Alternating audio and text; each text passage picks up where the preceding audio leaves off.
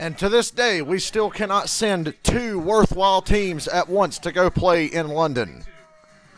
The Vikings are decent, the Saints suck, and the Saints are crippled by injuries, so I don't have high expectations here. However, we're here.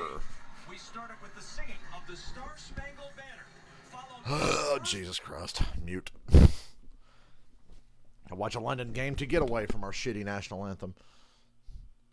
The most overplayed song in world history. How are y'all doing this morning? Whenever you may see this or hear this, getting my stream on my phone now. I'm here to talk to myself for a couple hours this morning. Because ain't nobody going to get up and watch this. I don't have any Saints fans or Vikings fans on my channel that I know of. I just saw football laying on the American flag. Disgrace!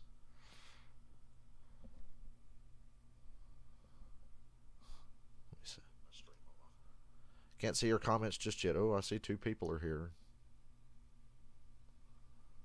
Can't see your comments just yet. Another beautiful day with my window open and football on TV and racing on TV later. So here we are. Good morning. So anybody who watched yesterday during that Xfinity Series race, I was actually, you guys couldn't tell, but I was like nodding off at certain points. I was so tired, didn't sleep worth a shit. I slept pretty fucking good. I was in bed for a good 14 or 15 hours. I think I laid down last night at like 7, maybe 6:30, I don't know, and then I was asleep and awake here and there, but I was knocked out for a good long while, and I didn't budge until like, I don't know, 8:30. So I am well rested today. Perfect. It's a perfect day. I'm well rested and ready to roll. Yesterday it was kind of hard during that Xfinity race. Here to watch a team I hate and a team I sympathize with. So I guess I'll be cheering for the Vikings. This is a game where I might actually cheer for one of the two teams.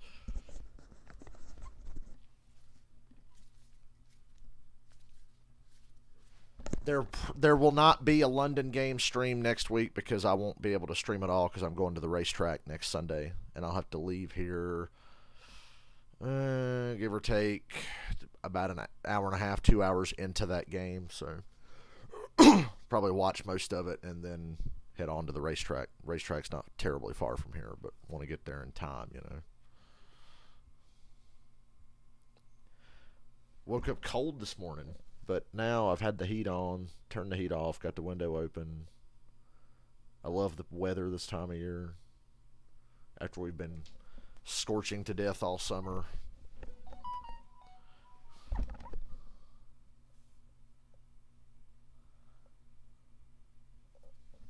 Yeah, we can be united today in rooting against the Saints.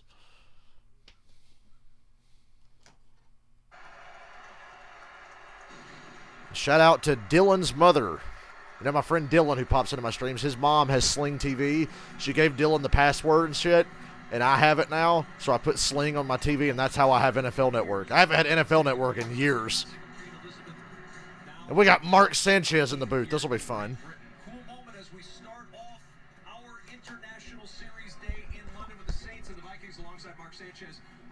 Bad things seem to happen to the Saints when they play the Vikings. It's like permanent karma for the NFC Championship game from 2009 season. Michael Thomas, Alvin Kamara. That's a huge blow to their offense. But we're going to see Andy Dalton. He's got to be steady on the boat today, and his number one target has to be Chris Olave. First month in the league, rookie, game 4. Andy Dalton, at the very least, should take care of the football better than Jameis Winston. They don't have Michael Thomas. They don't have Alvin Kamara. They're kind of crippled. Got a really good defense, though. Really good defense. Hopefully they can keep it close.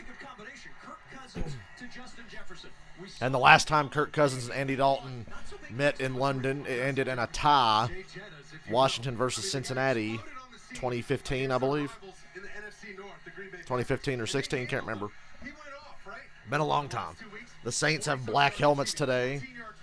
Somebody went into Madden and mixed and matched the uniforms. The Vikings are in all purple, which I love. coverage if he wants to be active today. Well, we have this game well covered with stars on both sides. That's a beautiful stadium they're in, too. That's nice.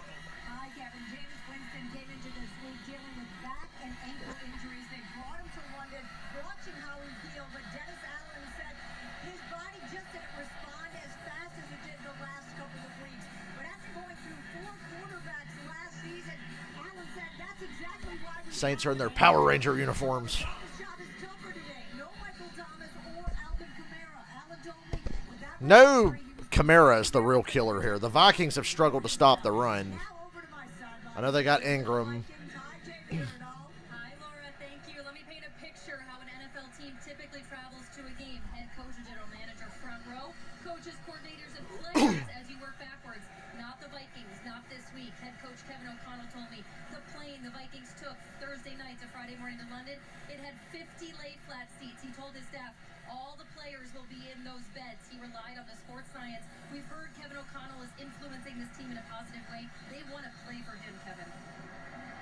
No doubt they want to play well. I had the Vikings making the playoffs in my preseason predictions. Not so much for the Saints. Rather offense first because the Saints were And the Vikings are part of my 16 parlay today. Minnesota football to start. So hopefully I didn't jinx them. Kirk Cousins, 62% completion percentage, his lowest since 2014, 253 yards a game. 62% completion percentage is lowest since 2014. The average is around 59, so he's still doing pretty good. Justin Jefferson, feeling KJ Osborne that he's thrilled to have by his side. Well, that's a three-headed And they have all their weapons. I know Dalvin Cook's banged up, but he's playing.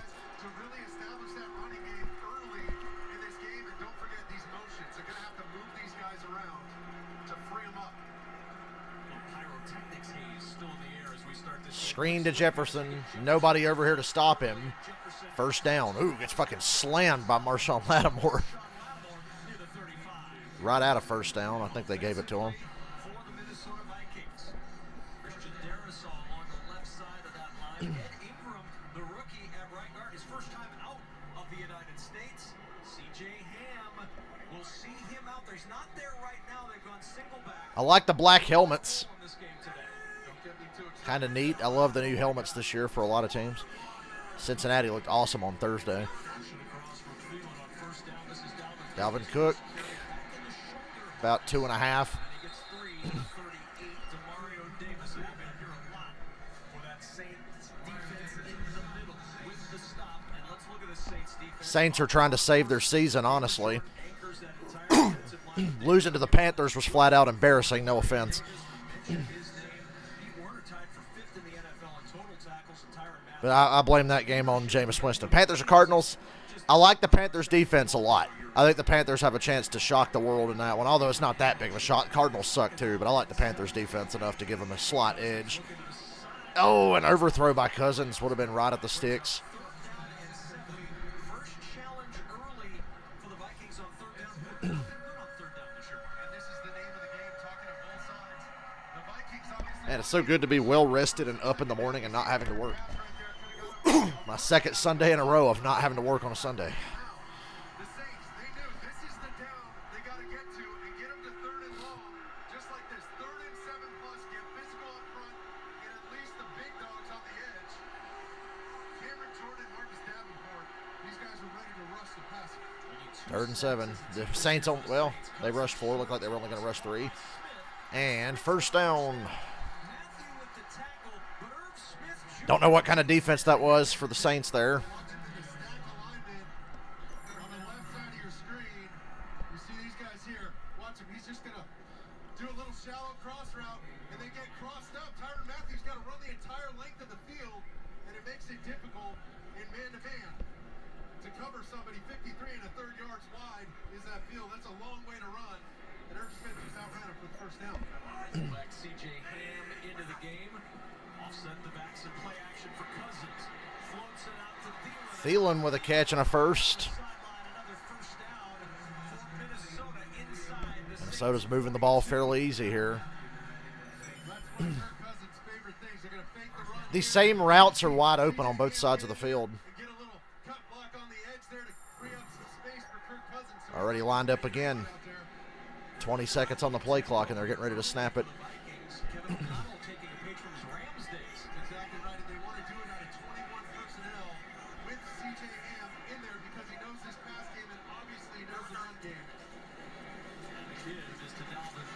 Yeah, Dalvin Cook gets popped. Gains 2. I don't know. I'd probably keep throwing it as long as those little out routes are open. Absolutely. It keeps that base defense, keeps the nickel defender, that fit defensive back on the sidelines, and it really is advantage Vikings. I'd like to see them do it more. I'd like to see them do a little more tempo as well with CJ Ham, because we know he can line up outside in empty formations and run some of those quick game routes and get some easy completions for Kirk Cousins.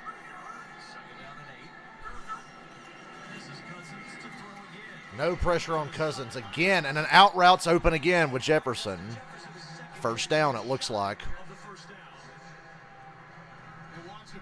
We said they're going to have to move him around in the slot, create stacks. Out routes, out routes, out routes. Yeah, this time he came out of the backfield. 20 Warner, who's there covering linebacker, right? That's what he does, but he doesn't cover wideouts. He tries to cover with running backs. He tries to cover CJ Ham, and it's a fair matchup, but not a guy like Justin. And they mark it 3rd and 1. That was a first down to me, but crowd's booing, I guess. It was a first down. Quarterback sneak with Cousins. Flag. There might be a false start. Well, now they're in deep trouble. They got fucked on the spot. Now there's a false start, so it goes to be a 3rd and 6. Oh, is it on the Saints? Offsides. Okay. Never mind.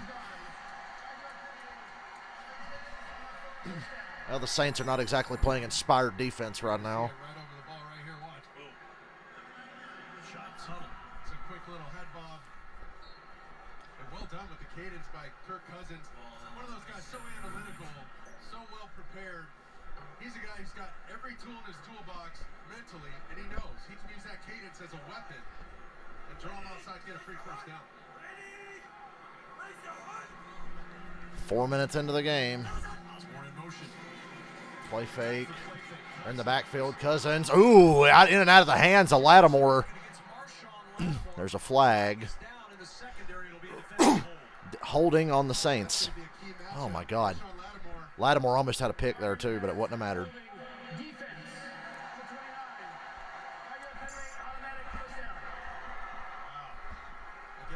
Just a brutal start here for the Saints, although the Vikings are not in the end zone yet. Right side of the screen, you're going to see 29. Debo right here. All over Thielen, just a little too long. Also, Debo missed the first 2 games of the ankle injury. Only had 9 snaps last week, so still working his way into form. Cook. Well, they're not much for the running game here. They're getting like 2 yards a carry. 2-yard gain for Dalvin Cook, thanks to one of the best tacklers in the game, the second-year man out of Ohio State, Pete Werner. They ran a nice little game on the outside, basically, to try and disrupt And they're that lined up outside again. zone. This offensive No huddle. is built. And snapping the ball. And wide open to the sideline again.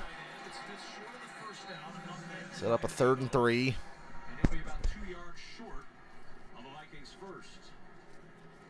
Andy Dalton hoping to get on the field down just 3 and not 7 at this point, starting today for the injured Jameis Winston. Another crucial 3rd down. They got the whole playbook available to them, really, because of their efficiency on 1st and 2nd down. You saw those nakeds and bootlegs. The Vikings, Kirk Cousins ran over 100 of those nakeds and bootlegs last year. He's so good at it. And you're going to get a little man. 3rd and 2. They go empty, so no faking going on here. No bootleg here. Cook wide open, 1st and goal. The Saints are like a half step away from actually being able to get some pressure there, but Cousins gets away free again, untouched. Doing the same thing that Irv Smith Jr. did on that last 3rd down. The Vikings are moving everybody around. Crossers underneath. Jefferson, Cook, everybody lining up all over the place. Tight ends and your halfbacks. Those are your best matchups at times. Just the 7th time an opponent has reached the red zone against the Saints this year. They've only allowed 2 red zone touchdowns. The Saints have only given up 2 red zone. Like I said, the Saints defense is pretty good, but From another they're not awake yet today. Jet lag over here. They run it with Cook. Oh, it's Madison this time. No gain. Surprised I'm streaming? Yeah. Dylan, I slept 14 hours. So I'm actually wide awake. I went to bed right after you left and didn't move until 8:30 this morning. I was gone, dude. So I'm as well rested as I've been on a Sunday. I could have slept longer, actually. I kept nodding back off even after I woke up at 8 o'clock. I could have stayed in bed if there wasn't a game on. Oh, Cousins hit as he throws. Over the head of the defense. Finally, some pressure on Cousins.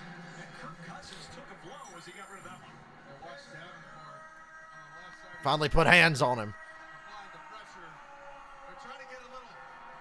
Yo. Dangerous area to throw that ball. Triple coverage, but he was just trying to throw it away. And that was a hard hit.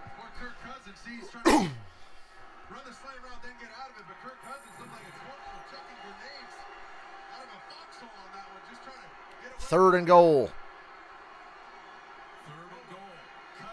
Wide open, another out route, touchdown. There's a flag. Pick play, offensive pass interference.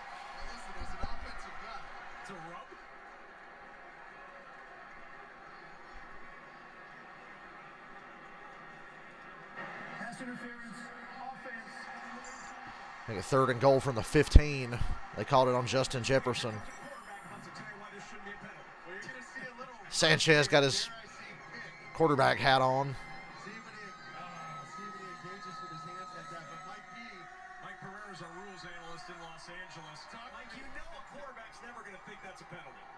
I know he's not, but when he sees it on the film, he's going to go, oh, yes. Yeah, that's a penalty. The pick that you're looking for when you see I hate those kinds of penalties, but that's a penalty. always suspect something, and that was a block that was more than a yard backfield and the right call. You tell me where there's smoke, there's fire, man. That's it. That's it. And they go screen. Madison's got the blocks. Touchdown. Horribly played by the Saints. A screen on a third and goal from the 15. And the Saints had nobody there. Touchdown Vikings. Wow. Now watch these offensive linemen get out in front. Here comes the screen. Coming back like that. Watch Thielen in front and watch all these offensive And Thielen does not engage until the running back had the ball in his hands. willing to do the dirty work. So that's why that was not offensive pass interference. Got a lot of players like that, whether it's Thielen, CJ 7-0 Vikings. I didn't like that. I know it was a very conservative play call. I bet they didn't even think that was going to work. They were just checking that down to not turn it over and take some points. 7-0. Yeah, I was due for a good 10 plus hours sleep, and that's what I got. Man, I was gone. And I could still be asleep right now.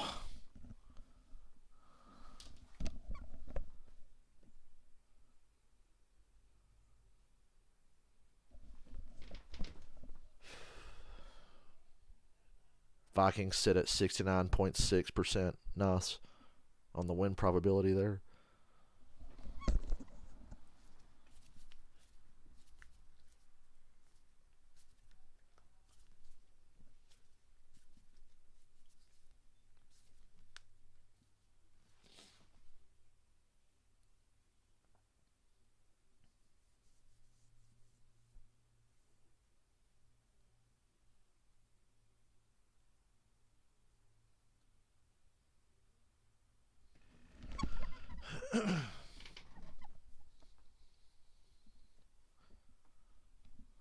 Got up and showered this morning. Got conditioner for the first time in a week, so the bad hair situation's under control. Now that's very important information for all of you.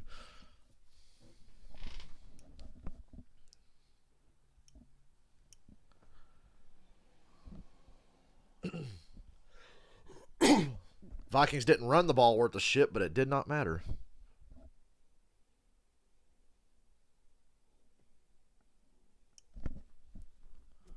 Let's see what the ever-capable Andy Dalton and this Saints offense without Kamara or Michael Thomas can do.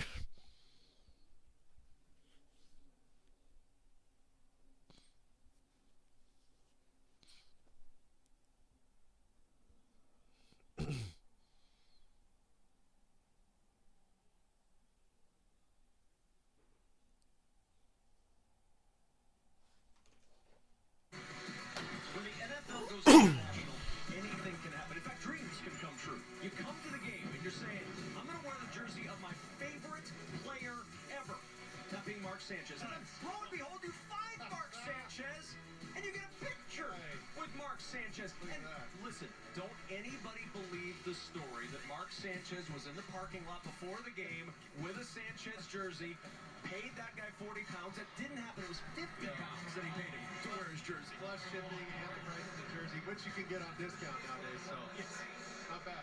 Not bad. I will not give your Mark Sanchez jerseys.net website. I will not do it. Oh, that was awesome. Vikings with the early 7-0 lead. Deontay Hardy. Wake up, Saints. He'll take a knee. Touchback to the 25. What do you think of these Saints helmets? Time this year, we introduced Andy Dalton as a New Orleans Saint. Last season with Chicago in his starts, 3-3 record, 189 yards per game, 8 touchdowns, 9 interceptions. Under 200 yards per game, more interceptions than touchdowns last year with the Bears. It was the Bears, though, and they suck. We talked to him. He's ready. He's excited. And more importantly, he's had the whole week. He doesn't really have a lot to work with here. That makes a big difference when you're either a starter or a backup, getting all those reps during the week. They go swing past to Ingram. Gain of 2. Alvin Kamara out today. You'll hear the name Ingram. You'll hear the name Murray, Washington, and Taysom Hill out of that backfield offensively for the Saints. They lose Andrus Peat today at left guard, out with a concussion. So Calvin Throckmorton, who came in for him last week, gets the nod at left guard. Jarvis Landry was dinged up. He left last week with an ankle, but he's out there today. We'll see what he's able to do on that ankle this afternoon. And a run for about 1.5 yards. Third down. To the 29. This inactive list is a who's who of Saints stars, Mark Sanchez. It is. Offensive line looks good for the Saints, though. I mean, most of those guys are playing. They're missing one guy. They're missing Pete. Kamara and Michael Thomas got a lot of slack to pick up on this offense. I think we're going to see some Taysom Hill, and we said it in the opener. Don't forget about Chris Olave, bottom of your screen, number 12, Ohio State. Vikings haven't forgotten about it. False start. False start. We've got flags flying. I don't think the Vikings player got in the neutral zone. Saints already facing third down, and 6 are going to be facing more. I love the guys up front politicking, pointing at each other.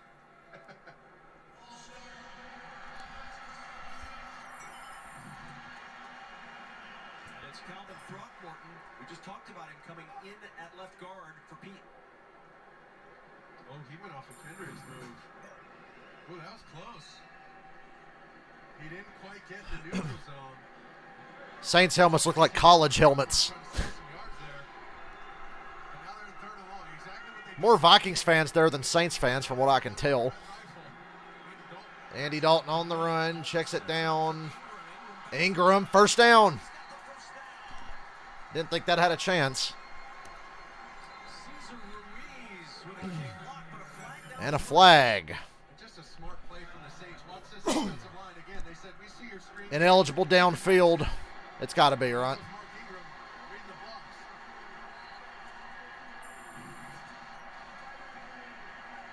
guy with a key block was too far downfield. Yep, ineligible downfield. So back up the Saints again. Well, Just left a little early. One of those big guys getting out in front. 51, the right guard. now it's 3rd and 16. Threw a great block in open space as well. And now they got 13 and long to be ready for another screen. Some sort of quick throw. Red Rifle gonna let it fly. Let it fly. Well, weak. Sideline toss, looking for He got within 4 yards of the first, but it's 4th down. on a Saints first down. Harrison Smith with the tackle, and with the penalties, the Vikings defense able to get the hold, and the punt team coming on for New Orleans. Taysom Hill out there. They're gonna run a fake. 3-and-out drive this season, the most in the National Football Most 3 and outs in the NFL, but they still managed to beat the Falcons One touchdown score. because that's how bad the Falcons are. 3/4 of the 3 games they played combined this year. And such a telling stat there, Kevin. I mean, they're chasing points consistently. Every fourth quarter for these guys is a 2-minute drill. And that's an exhausting way to make a living in this league. It's Bad bounce on the punt. The punt Well, then it bounces back, goes out of bounds to the 21. near the 21-yard line, a 48-yard punt. Buckingham Palace gathers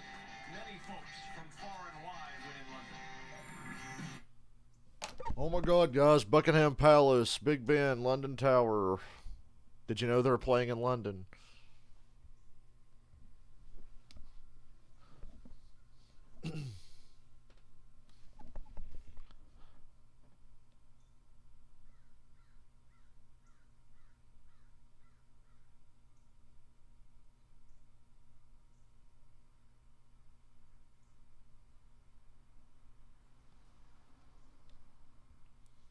Man, I'm thirsty. Dylan, we need Powerades.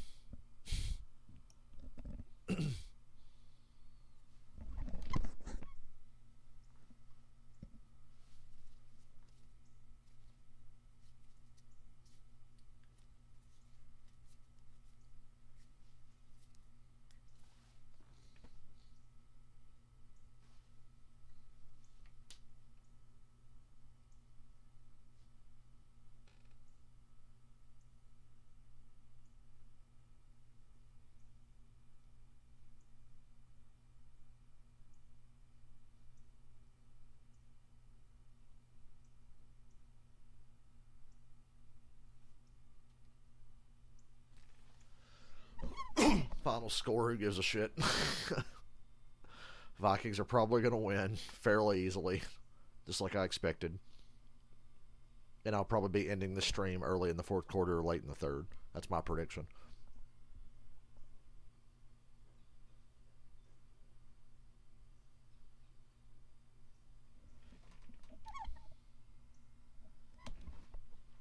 Yeah, you got to account for the garbage time touchdowns. Very rarely does a team get shut out or just flat out blown out. I mean, they get blown out, but then they make it look better than it actually was at the end, you know. The wrecker of fantasy football teams everywhere, garbage time.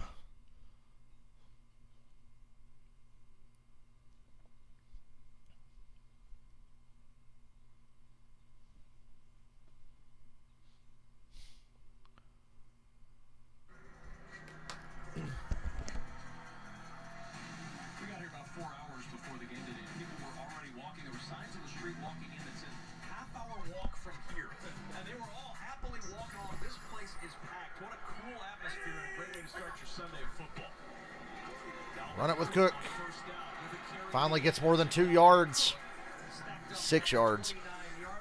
Well, you see Dalvin Cook with that harness on his left shoulder. He suffered a partial dislocation on that left side last week. This is an injury that hangs with him. I'm surprised Cook is playing. Kevin O'Connell said, why wasn't he wearing it? Dalvin said, blame me. I'm hard-headed. I thought I strengthened it enough. That thing will be part of his kit for the rest of the season. First down, Thielen.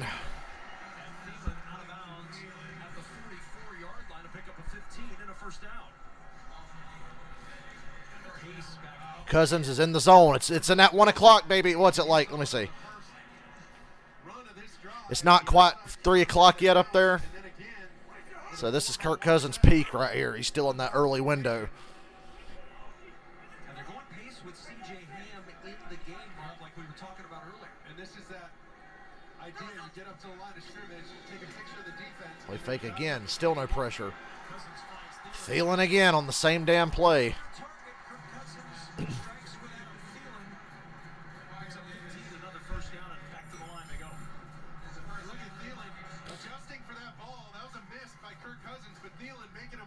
Sanchez throwing Cousins under the bus. Ooh, he got his ankle rolled up a little bit there. Thielen did.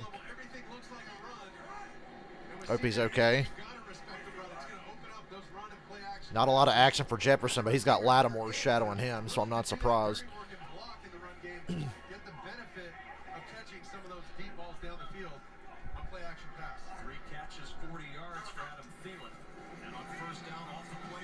Screen. And it's tackled. Just 1 yard.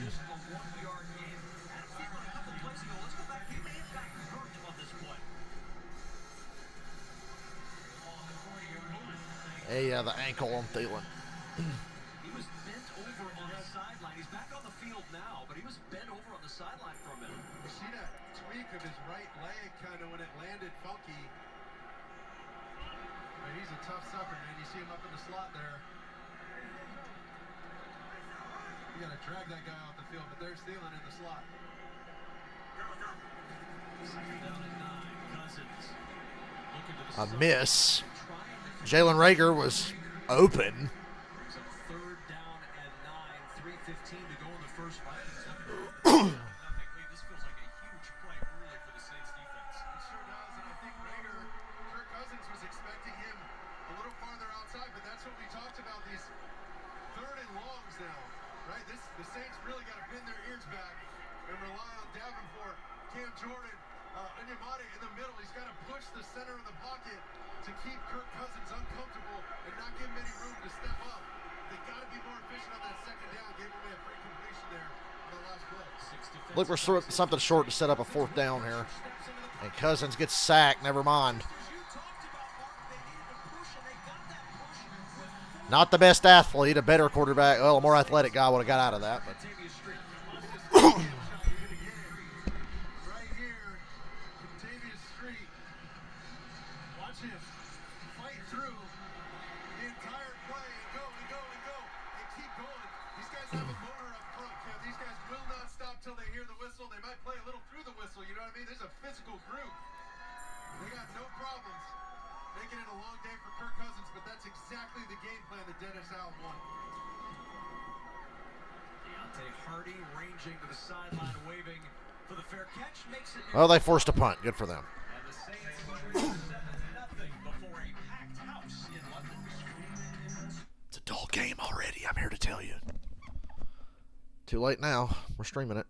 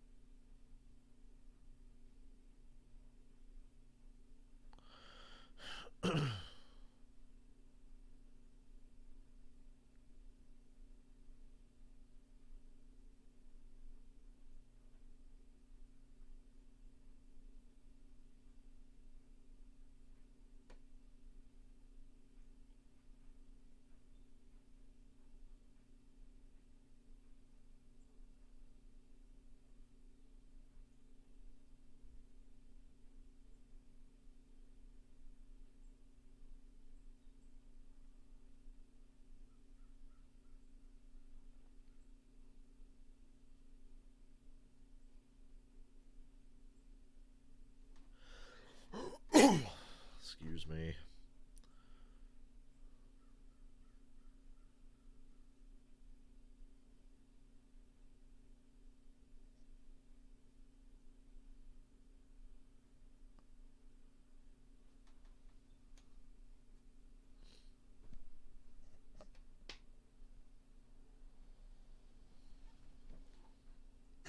It's time to bring the game home, presented by Best Buy. Daniil Hunter, they need him to play big for this Vikings team. Not only today, but all year long. The two-time Pro Bowler, 61.5 career sacks. He had a sack. Come on, Andy Dalton, don't bore me. I got out of bed for this. Defense, and Mark, Daniil Hunter will play a big role in the success of this Vikings defense throughout the course of this year. 100% built like Adonis, man. I guess a man's man, and him flying off the edge. Woo, that's scary stuff. Those guys got to come alive. If they happen to get a lead in this game, they got to come alive and take away the throne. First carry. Hey, good run. For Ingram. About 7 yards. Andy Dalton may be the oldest guy on the team, but he's not afraid to learn to play a different role. No, not at all. After 9 years in one place, Kevin, Andy said, 4 teams in 4 years, I started wondering, why does this keep happening? He tried to figure out that question, and he said, the answer was, don't worry about that. Am I going to play, not play? Don't focus on it. Be present. Watch it all play out. He said, I'm so appreciative of this moment. I'm taking this start for granted. Trying to win the job. Good throw, but Callaway didn't make the catch. He'll make that one-handed catch in triple coverage to save Jameis Winston's ass, but he couldn't make this catch for Andy Dalton. Defender got a hand in there. It's a good throw by Dalton, though. Third down already.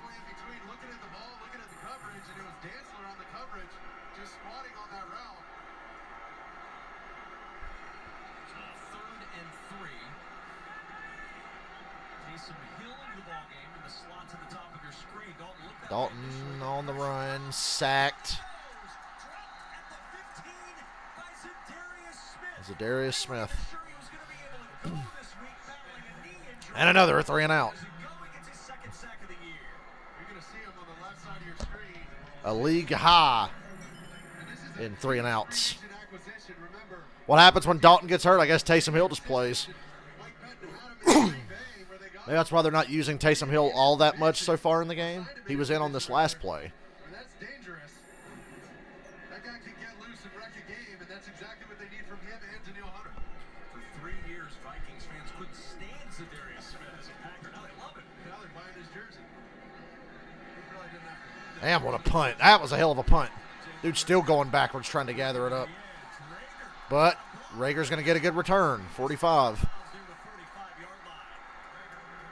Good punt, but so good the coverage team couldn't get down there in time. And a good return for Rager to the 45-yard line. Vikings will have excellent field position as Andy Dalton and Jameis Winston. Got an injury. Things over, an injured Viking during that return at a timeout in London. 7-0 Minnesota on top of New Orleans.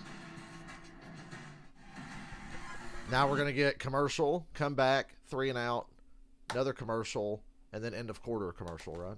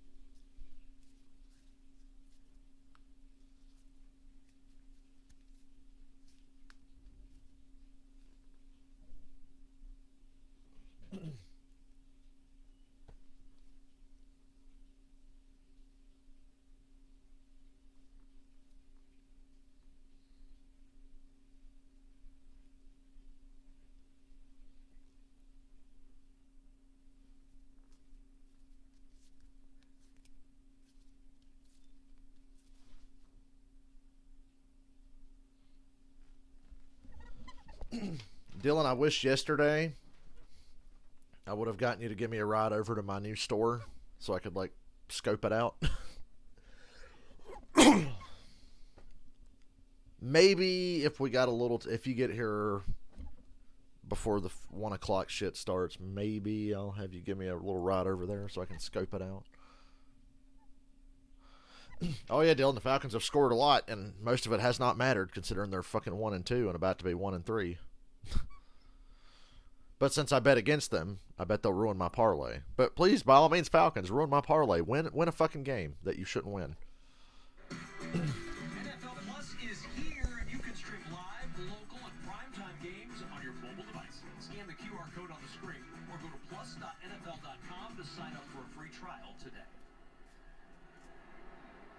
Back in London, Tottenham Hotspur Stadium.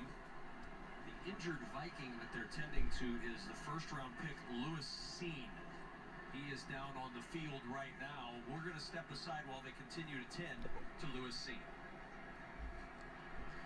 Pretty serious injury. Long time out here.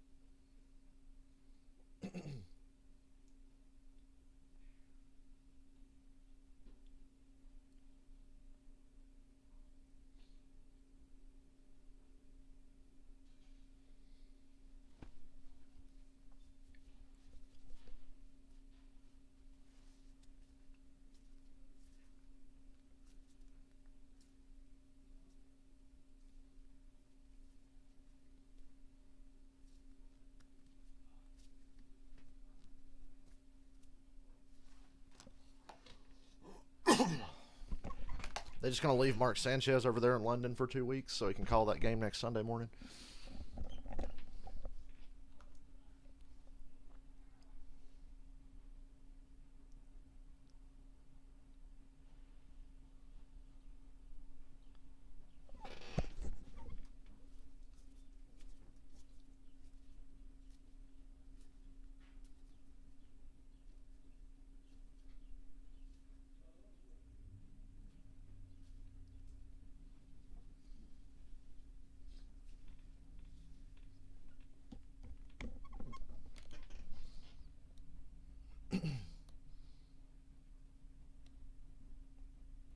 Dylan, I hate to say this, but on my 16 parlay, I took the Jets. There were a lot of hard games to pick. I almost said Jags over Eagles, but I wasn't brave enough to do that. So I said Jets over Steelers, but I'm not confident in that. But it's part of my parlay. There was just too many hard games to pick. It was a struggle picking 6 games I could be confident in. Somber scene in London as Lewis Seen, the rookie first-round pick of the Vikings, who has been trying to work his way onto the field. Yeah. Okay. Give me Twizzlers. Be done for the day for sure as he leaves. We get back to action. First down and 10 at the 45-yard line, and on first down, the carry for Alexander Madison, who picks his way to the 47-yard line, brings up a second down and 8 after the 2-yard pickup. Dalvin Cook starts, but we're talking with Kevin O'Connell. I'm going to stand up here for a couple minutes while I'm not sitting in this fucking chair all day. I was just in my bed for 14 solid hours there. Well, they're not afraid to let him pick up some of the load here, shoulder some of the load, if you will, for this run game. He can do it all, and he's your steady hitter with singles and doubles, where Cook, he can give you that home run threat around the edge and breaking off big runs. Second and 8, Cousins. Oh, it's intercepted. Tyrann Mathieu gets the pick. Cousins kind of clutched it and pump faked and threw it right to him. Uh-oh. We're drifting dangerously close away from the 1 o'clock window. The later in the day it gets, the sloppier Kirk Cousins will be.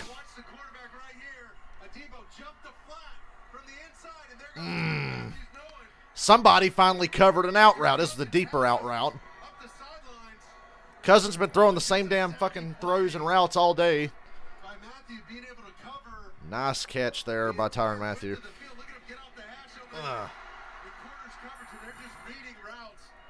Quick turnaround here. And Murray, 7 yards into the first quarter. A little bit of energy for the Saints now. I was about to give up hope already. Kirk, I know how you feel. I play Madden too. I don't throw interceptions. You can ask Dylan. I don't throw interceptions that often, but I've had a couple, and they piss me off.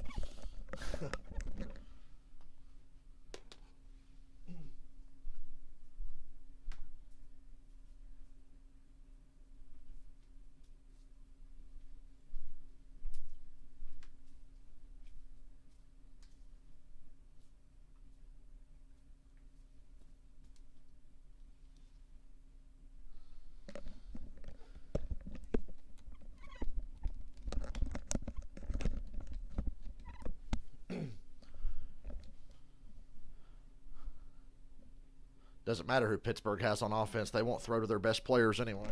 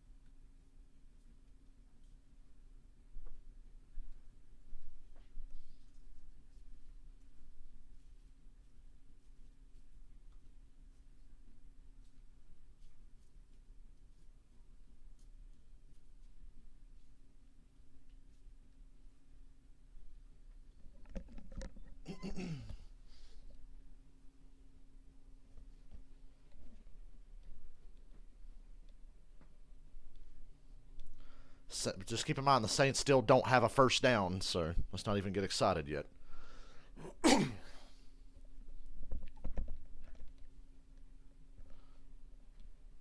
I hadn't been so tired last night, Dylan, I'd have played more of that shared franchise we're doing. I wanted to. And, hey, can we give Austin Hill a shout-out for sacrificing his shot to win the race just to keep Noah from winning? He blocked that 9-car all the way to the outside wall. He didn't block anybody else like that, but he saw Noah coming and he decided to be an asshole. So, Austin Hill, I know you gave up the race win, but you did us all a favor. Taysom Hill on a quarterback keeper. First down. Oh, my God, they got a first down, and they're in Viking territory. Wow. Momentum shift.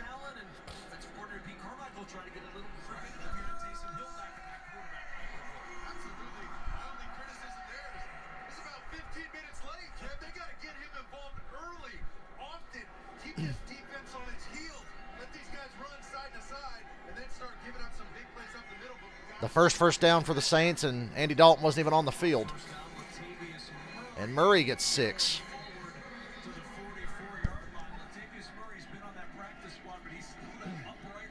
I can't believe Murray was on a practice squad. Dude's been around forever. He's a solid enough running back, but he was on a practice squad.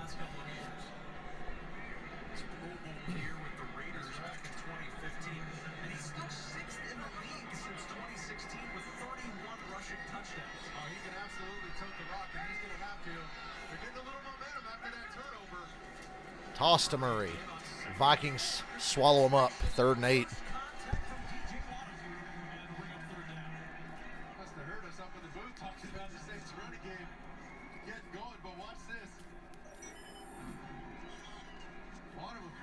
Bring in Taysom Hill for the 3rd down. Wheel route, buddy.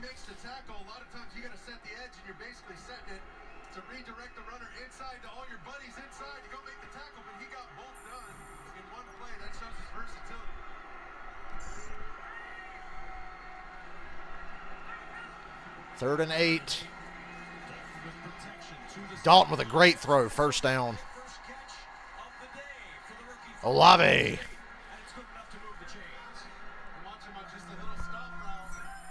Dalton converts the 3rd and 8.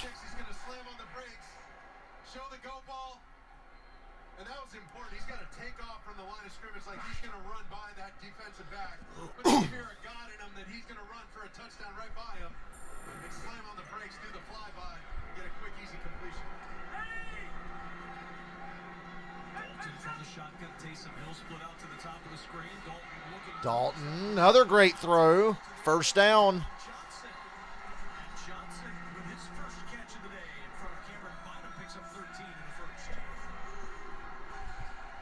Flinging it around now.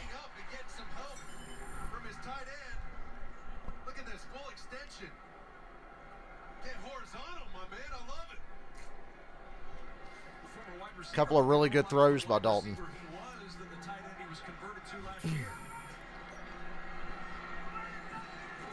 And now Taysom Hill's going to keep it again. Ooh, popped. And it's like 2.5. Ran right into Zadarius Smith.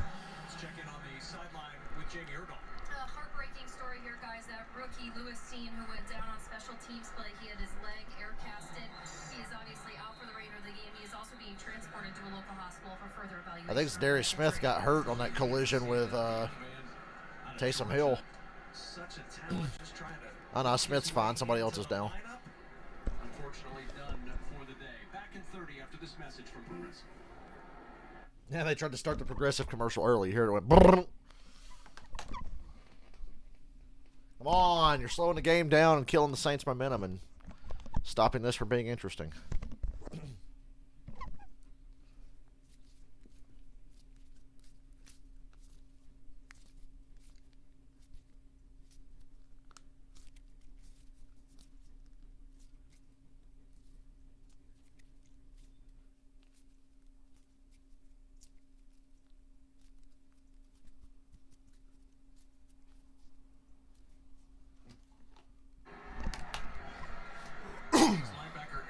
It's Kendricks who got hurt on that.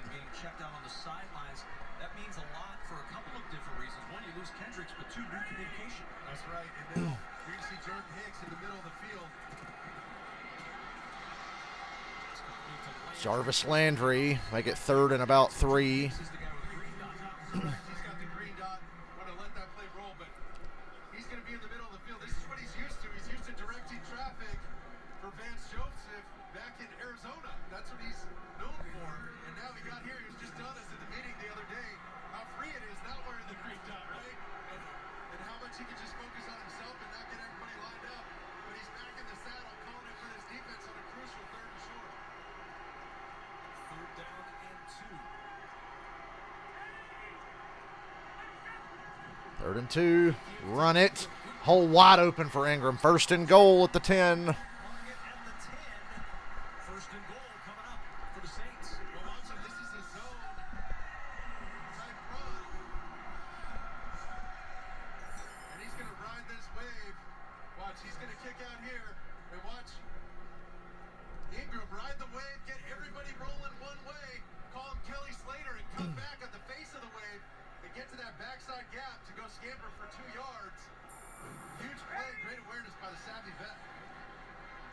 J.P. Holtz just elevated from the practice squad in motion. This is Ingram. Falls right Hold on to the ball, buddy. to the 8-yard line. Tuchin and Sullivan with the tackle. 2nd goal. Saints have scored again. 1 total touchdown in the first 3 quarters of football that they've played this year. First 3 in game 1, 2, and 3 combined.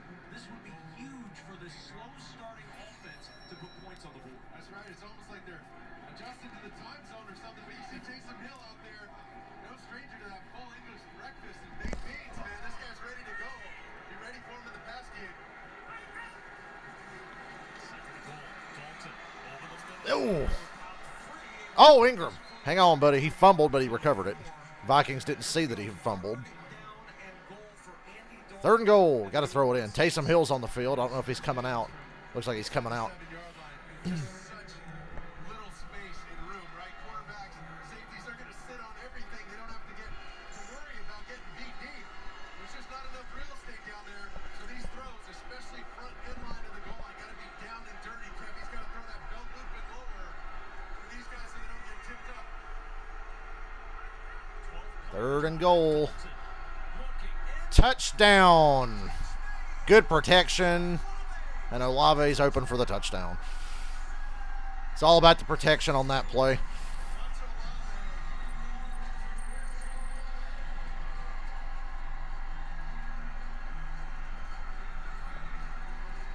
Momentum. All it took was 1 interception. Formation right here. And he's going to slow throttle down and let 2 guys clear and find that open space.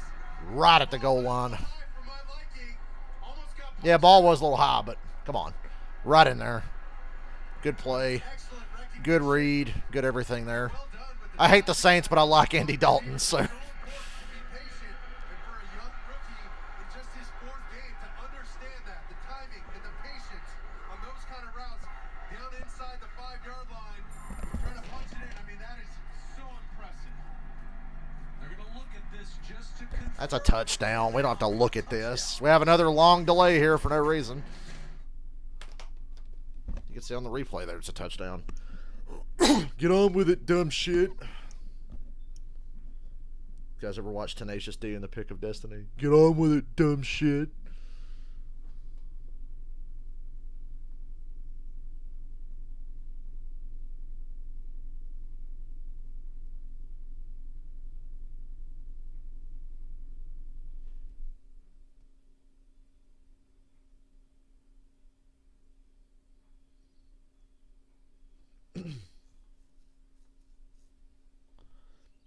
Saw the league fined Chris Jones over $100,000 for whatever he said to Matt Ryan last week in the 4th quarter that propelled the Colts to a win.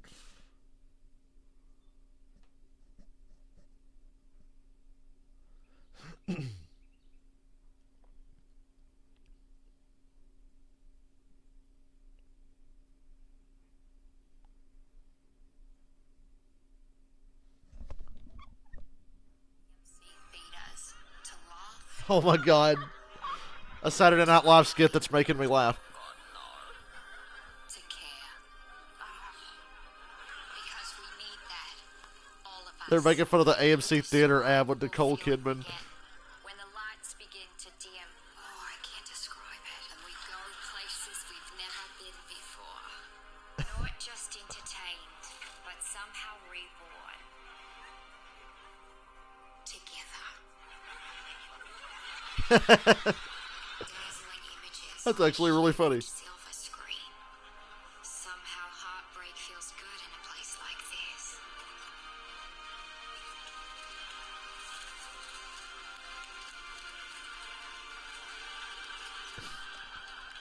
Heartbreak feels good in a place like this. Heartbreak feels good in a place like this. Heartbreak feels good in a place like this. Heartbreak feels good in a place like this.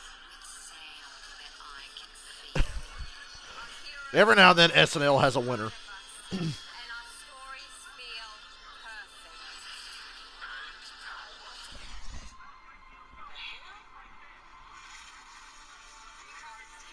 They're looking for control, Mark Sanchez and Chris Olave, despite the early juggle, able to hang on and get the touchdown. We make movies better. First time this year that New Orleans has scored points in the second quarter, capping a 12. Anybody who's been to an AMC Theater could appreciate that one.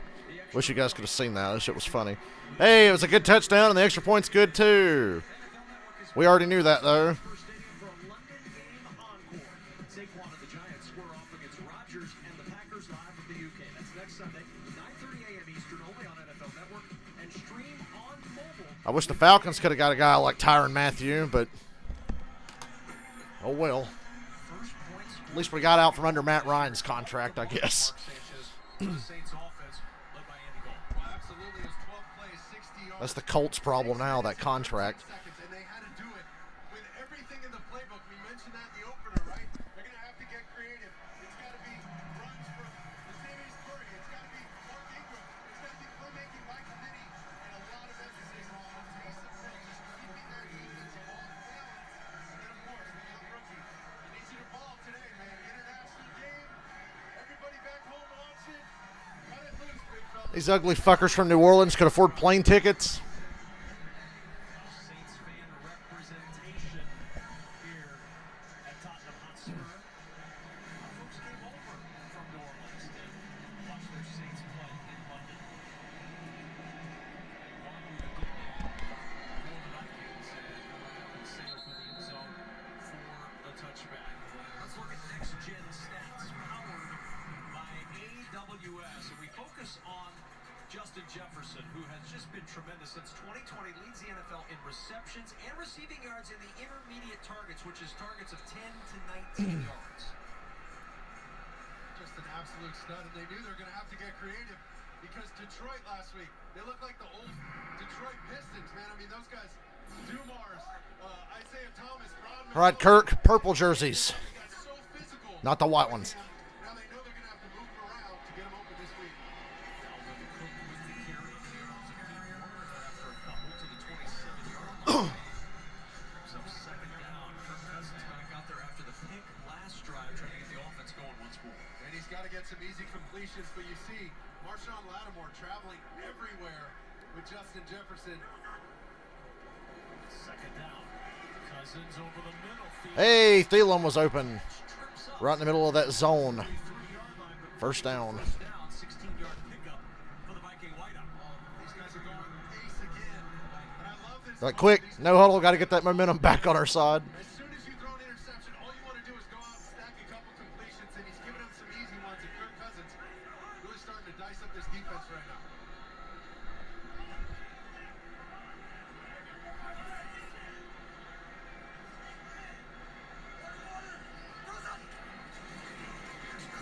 Ooh, oh, Dalvin Cook, if he didn't get tripped, he would have been up the sideline. It was going to be close. Oh, my God. He hit that hole so fast, he was going to be gone. The Arsenal logo. Making trouble talking about Arsenal here. Yeah, don't do that here. I want to get home safe. You're right, you're right. But look at him getting through this hole. Oh, that's tripping. Just a trip right there. Demario Davis tripped him. Knees higher. But he was Isn't that a penalty? Should be. And now Cook can't get more than a yard. Third down. Vikings fan, you're on that first down play going to say, hey, wait a minute. That was tripping. Demario Davis for tripping. fair enough. They should have called it, but it happened so fast. But you gotta get your knees up, halfback. And look who's in it. Halfback. There's our guy Madison on the 3rd and short. Be ready for him. He can do it out of the backfield. Shout out to the sad-looking woman in the Falcons jersey there.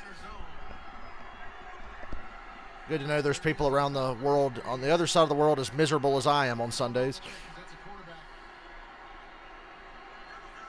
3rd and 3. Saints rush 4. Oh, sacked. Marcus Davenport finishes it off. Cam They get away with tripping, and then they sack Cousins on the 3rd down. Oh, watch him with this swim move on the Classic Saints. Here comes big Cam Jordan. Watch how quick and violent this is. Bam, knocks his hands down. Just And put half the offensive line on their asses on that play, too.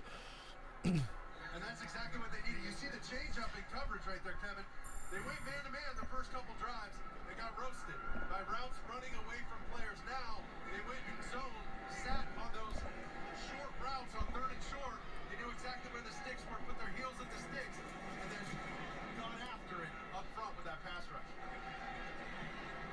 Cam Jordan told us earlier this week, my opinion, Good bounce on the punt. defensive line group needs to be faster off the edges. Saints are up to start inside their own 10. There, they get the sack of Kirk Cousins. They had a drive on a little bit of a short field. I doubt they can drive 90 yards. We'll see.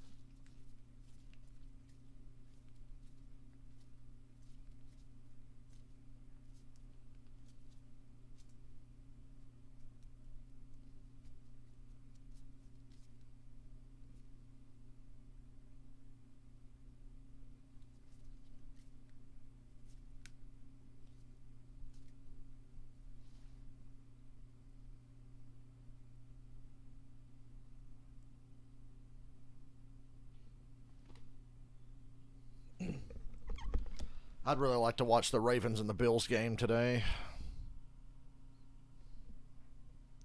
You know, the Saints suck so bad, I don't even care if they win or lose. We know they really don't matter anymore.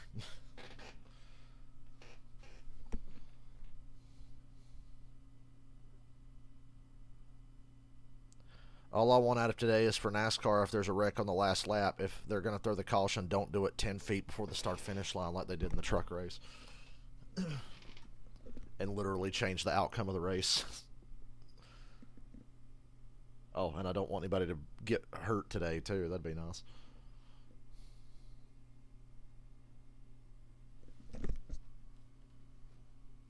NFL Network London game is brought to you by Mercedes-Benz.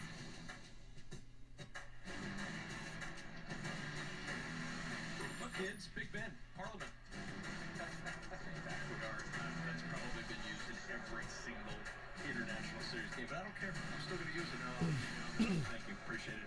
See, that's what I get from Mark Sanchez.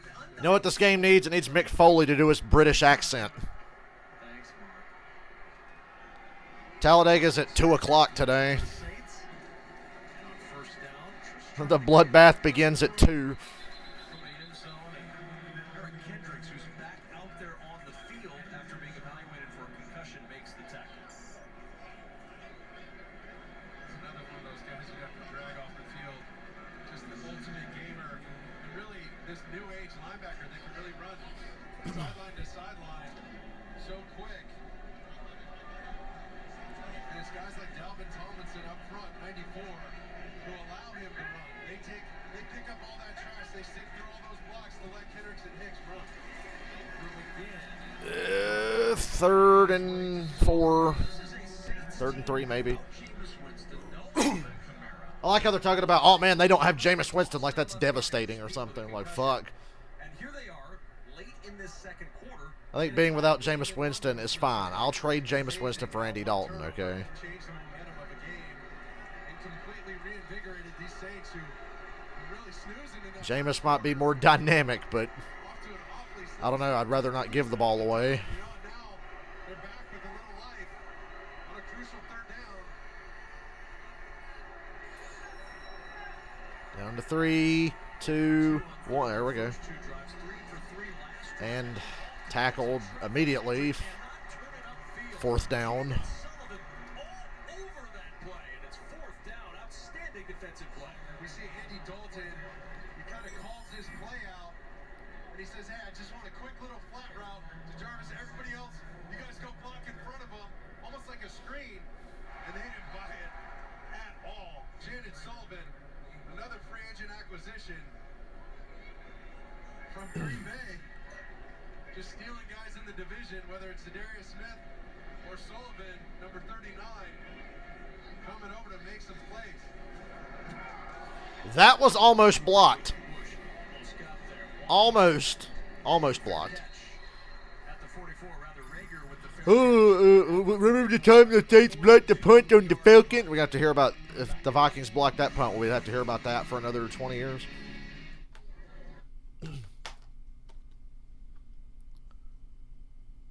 You know, you've been a pretty crappy franchise when one of your 3 best moments is a blocked punt in a game that didn't mean anything.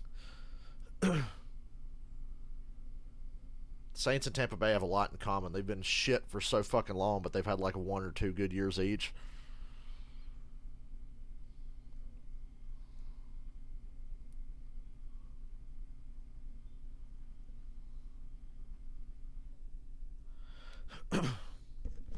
Really, when you look at the history of all 4 teams in the NFC South, they're all not that different. They all mostly suck, and then they pop up and be good for a couple of years here and there. But never really any level of sustained success.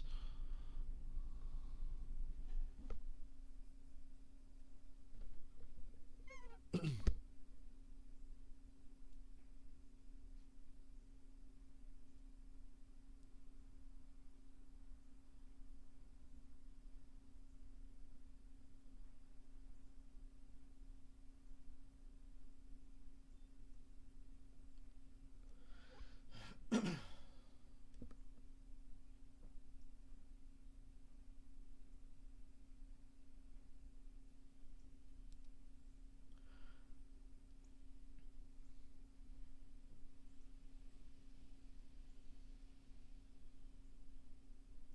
was thinking today, if I was Alex Bowman, if I don't get cleared for next week, I'm not racing the rest of the year. There's only going to be 4 races left anyway.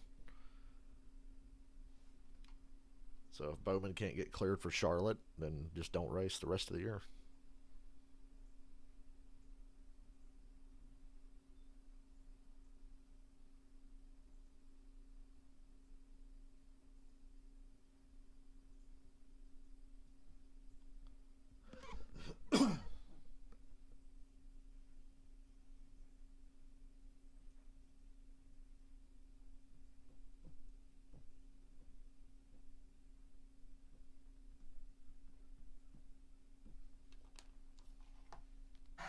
This week on NFL Network, Total Access is live from London with everything you need to know in the lead up to next Sunday's UK Encore between the Giants and the Packers. NFL Total Access live from London starts Tuesday at 7 on NFL Network. Giants, Packers, what do you think? You want to check that game out next week then? Fine, if you insist. All right, I'll look for tickets. Off the play fake, Cousins with time. Looking down the Damn. It's incomplete. Going for Ham, the fullback. Fullback out of the backfield. Stop throwing to Tyrann Mathieu. It's not working out. CJ Ham all day. I needed that out of the backfield. Just slightly underthrown. Look at him trying to make the effort to get back inside. Oh. That was- Almost made the catch. Sorry, don't get another shot. Not on this one. Well, tough to do it on this one. How many more beeps and dings are they going to add to their sound effects here on NFL Network? It's actually really annoying. Trying to fight his way Tackle for a 2-yard gain. Ding, ding, ding, ding, ding. It's like every other time the scoreboard has to move, they have a little cute sound effect, and it's annoying. And it's incomplete. Might as well have a guy with a fucking soundboard there. It's like a prank call video from 2007 on YouTube.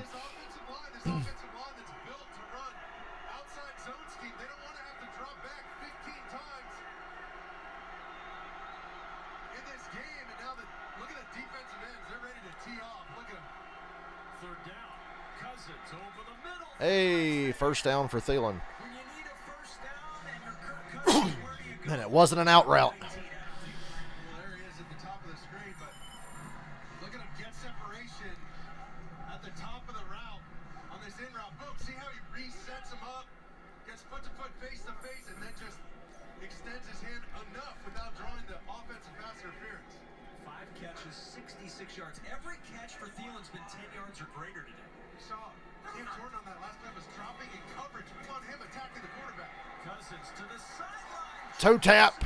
Hey, Jefferson made a catch on Lattimore. First down. The former LSU Tiger biting the Saints for 14. Wow. Look at him hit this route. Fly off the line of scrimmage. Hit a hard left-hand turn. Hit the blinker and go. I mean, Kirk was, I'll say he was right on time. He was almost late with that ball. show that guy he's running a go ball. Cousins looked right, nobody open. Over the middle finds Jefferson Jefferson. again. Jefferson down at the 19. First down. Vikings first down. 11-yard pickup, and we've reached the 2-minute warning.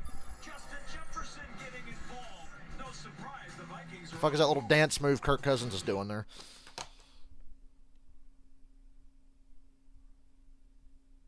Achievement Hunter fans would call that a modified fuck train, I guess.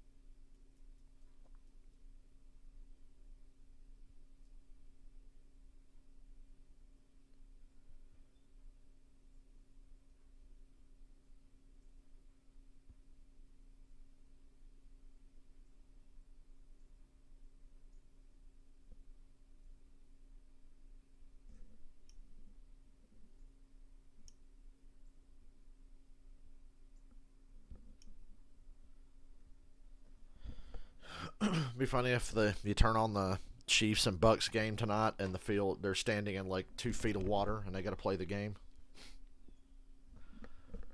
Well, they didn't relocate, but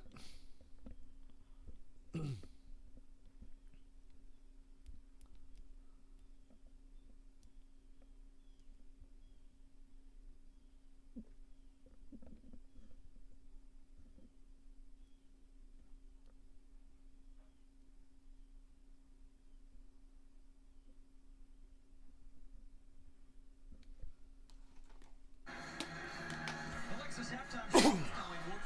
The Kurt Warner is coming up next. They'll recap the first half plus a look ahead. Buffalo, Baltimore, Kansas City, Tampa Bay. Tom Brady's getting some toys back. That's coming up on Alexis halftime. On first down, Dalvin Cook up the middle. Cousins really took off running like anybody would believe that he still had the ball. Kevin O'Connell still very closely connected to Sean McVay. He told me after O'Connell won the Super Bowl with the Rams, he had over 500 text messages. Opening week, he had over 150.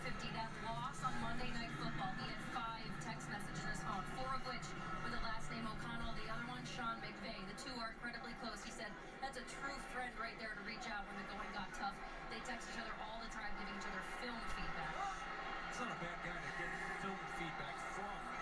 job as a head coach, Sean McVay. Cook working to the Yeah, 3rd and 1. at the 10-yard line came Jordan Shine's huddle. I think the Saints called timeout. Short coming up and a timeout call. 3rd and short. Yeah, Saints call. It's 3rd and 1. You better stop them then. Saints get the ball to start the second half. I guess they want to push here to get the ball back and try to double up. His first step, that's Mark Sanchez on Kevin Kugler. You know, when you look at this game, it's been kind of what you'd expect a little bit, although perhaps a surprise that the Saints have been able to be as effective with so many weapons on the bench tonight. Well, they stopped hurting themselves. Run it here again, Minnesota. I say run it on 3rd and 1. And then the tide started to turn. Now they Run outside. Don't run inside. Don't run a stupid toss or nothing like that. But yeah, they're going to throw it. Oh, dropped. They went play action and a quick out route to Munt, and he dropped it. Well, 4th and 1. comes number 86. I mean, they got it. They Bruh, right through his arms. just right through the wicket. Fucking hell. Huge drop because Well, they were faking the run, obviously, especially if Munt's on the field. the Saints, that is, sometimes it's better be lucky than good. And the Vikings are going to take the field goal. That huge drop I would have went for it. by Munt. I'm stubborn. Hold this team to 3. Kicking a field goal when it's 4th and 1 is disgusting sometimes. Vikings with a 10-7 advantage with 104 remaining in this. So if you're the Vikings, this has been a really disappointing first half, and that just sealed it right there. Yeah, you've got a 3-point lead, but this has been a total letdown. 37-32, week 4. Just ridiculous. For the Vikings, week 4, 2013, Adrian Peterson, 140 yards, 2 scores when they beat the Steelers. Adam Thielen, in 2017, 98 yards receiving and a touchdown. They beat the Browns 33-16, and now Kevin O'Connell and Dennis Allen trying to keep their respective teams unbeaten in London before a capacity crowd 62,850 is what this building holds. And we'll see if that number is above. I'm not sure what fire code status is in London, the Tottenham Hotspur, but it looks to be that much or more in here today. This was a hot ticket. Next week, a hot ticket as well. I know the guy I want to go to on 3rd down is Munt, Ever in London. Still need to event. not Cook or Madison or Jefferson or Thielen. No, I want to go to Munt. As you know, my phone doesn't handle Venmo. Deontay Hardy. So watch this one sail. Saints have 104 and 2 timeouts. The touchback. Well, this stadium is really cool. Tottenham Hotspur Stadium. There's 2 playing surfaces. The primary surface is natural grass for soccer. A synthetic turf surface is built in underneath for American football. So the soccer pitch is the world's first that has dividing and retractable capabilities. This is not the speed they went. This has been sped up for television purposes. For all you morons out there, they pressed the fast forward button, in case you didn't know. Picture here for the Saints, man. They got to try and steal some points before halftime because they're getting the ball coming out in the third quarter. Dalton's going to take a sack here. A fumble, ball's out. Vikings have it. Dalton's holding on to the ball. You're not that guy, Andy Dalton. So now it looks pretty good that the Vikings took the field goal. Okay, fuck me. Turnovers, especially. Took the field goal, and they get the ball right back. Here's Andy Dalton right here. Boom. Yep, ball's out. Just ripped it out. I don't think that knee was down. It was not. Oh, yeah, ball's out. Oh, man. Tomlinson with the strip. Phillips, the recovery. The coverage was just perfect.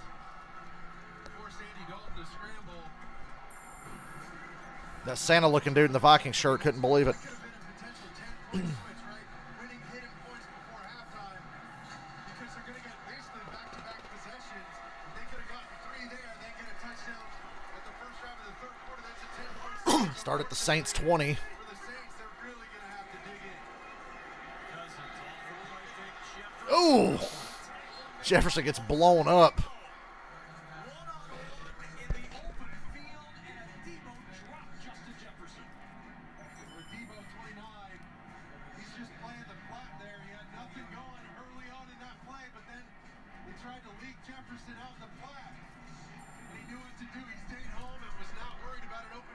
Is it me or does that turf not look right? I can see like tracks in the turf.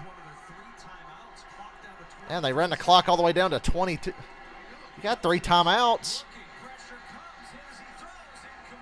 Incomplete. Well, now I guess it's good they let the clock run down, but damn. Way to show lack of confidence. A confident team would have called a timeout there. Basically got your blood routes going to the outside, but I mean, excellent coverage. Matthew and Debo, everybody, I mean, they had them dead to rights on that play. I'm just shocked. Jesus. Cousins hasn't been hit much today, but the couple of times they have hit him, it's been ugly. His voice cracked again. The famous Kirk Cousins, man. False start, perhaps. Play will stop with motion up front. He didn't burn a timeout. False start. Offense number 75. 5-yard penalty. So third down. Ryan O'Neal with the false start.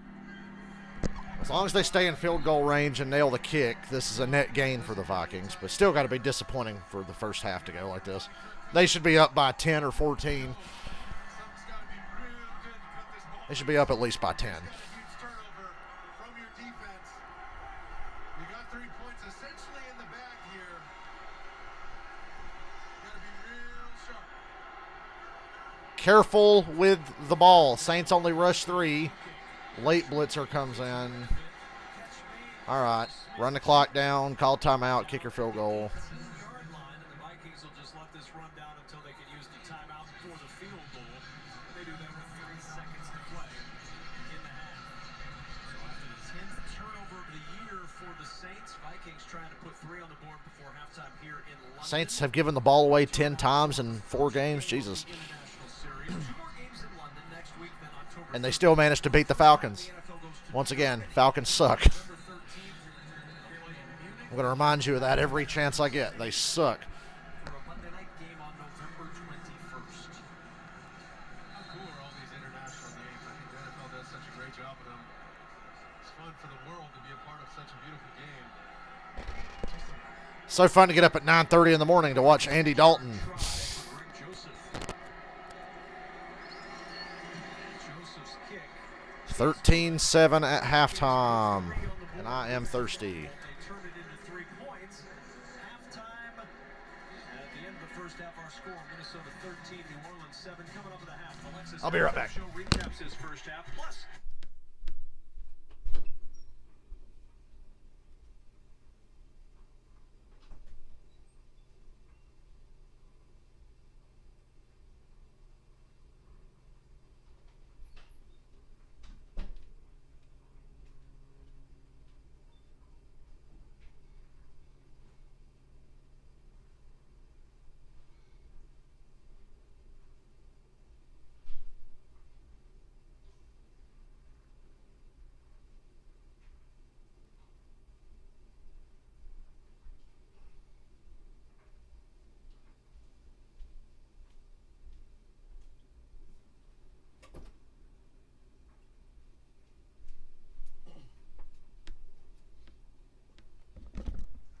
Game's close enough to get me to keep watching, I guess.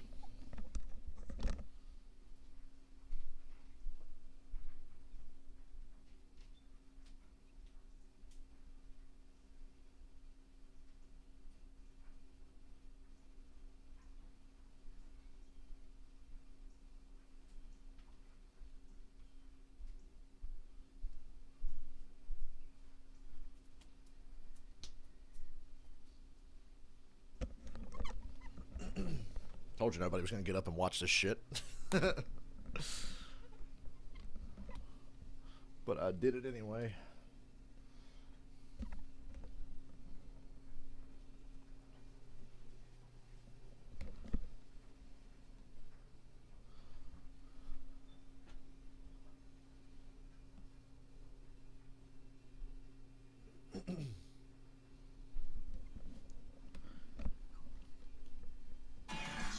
Whoops, didn't mean to unmute that.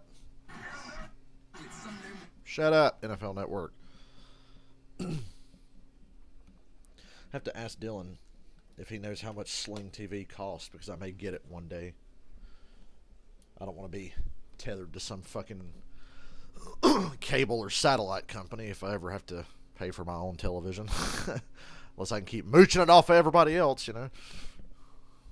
That'd be the dream. Just have everybody's streaming services and cable for the rest of my life. I'll pay my phone bill. I'll pay a power bill and all that, but I don't want to pay for TV. You know, Eddie Van Halen had an illegal cable box. I don't know if you know this or not. Craig Gass told me. Yeah, Eddie Van Halen had an illegal cable box. And Craig Gass, he was talking to Eddie, and he was like, hey, you know, you had to bit about the illegal cable box. He goes, I got an illegal cable box too.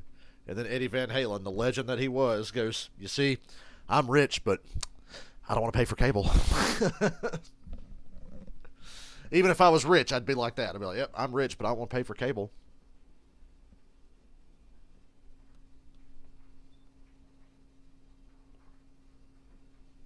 I'm cheap. I don't even like paying for food. The way my brain works on that is food is only temporary. Like, you eat it and it's gone, you know?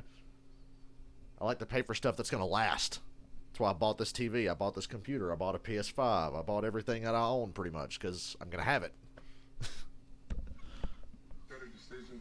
If it's not there, hey, run with it. I'll pay for race tickets and shit like that, because that's fun. To do what they need to do. But food and the essentials, fuck that. I don't want to pay for that. The Andy Dalton fumble was a killer, a crushing mistake. They need to score way more than 7 points there in the first half.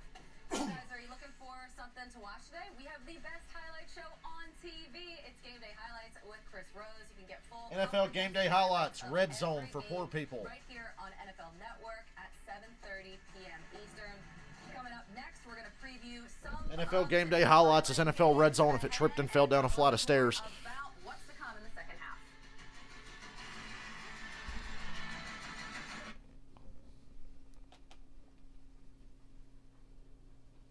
Be right back again.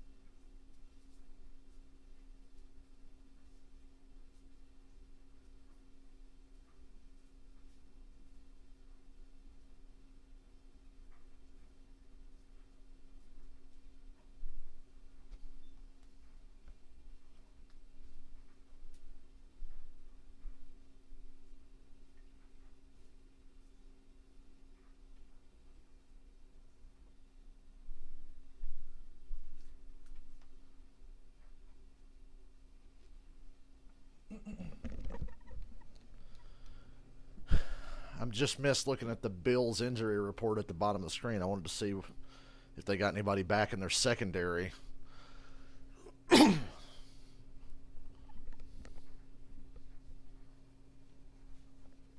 game of the year candidate right there, possibly Buffalo and Baltimore. They're both really good, and both of them lost to the Dolphins when they really shouldn't have. And like I said, I think the Dolphins played their Super Bowl last Sunday, and it's all downhill from here. I mean, fuck. I hadn't even heard of Dolphins fans in 25 years, and they win 3 little fucking games, and they beat Buffalo, and it's like they've won the Super Bowl, and their fans are insufferable, just out of the blue. Like, overnight, Dolphins fans became twats. It's like, well, it's all downhill from here. Learn how to manage concussions. And don't let your guys get hurt when they shouldn't.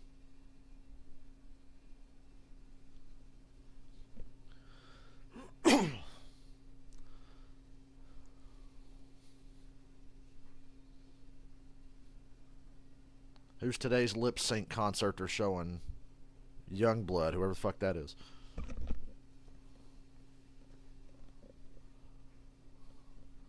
Looks like he's auditioning for My Chemical Romance, and even they wouldn't let his ass in.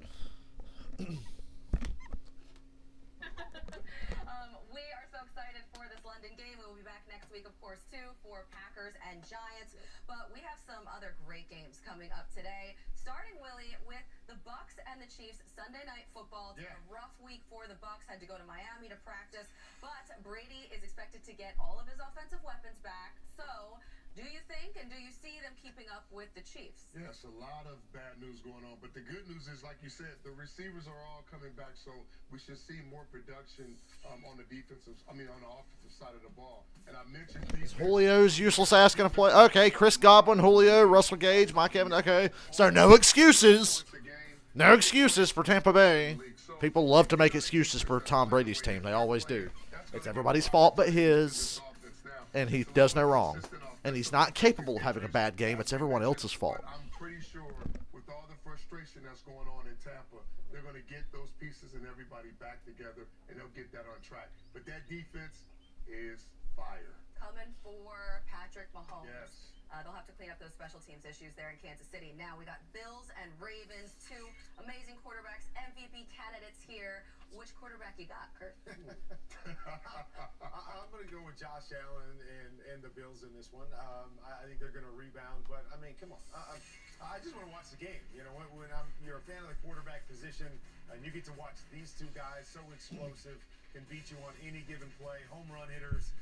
You're not going wrong with either one of them, but I'm leaning towards the Bills bouncing back and getting a win. Yeah, and two great quarterbacks. They both can hurt you a lot of different ways. But what I like about Lamar Jackson is he's leading the league in passing touchdowns. He's tied, and he's beating you through the air. We know he can take off and make those explosive runs, which he had, 79-yard run. We know he can do that at any point in time.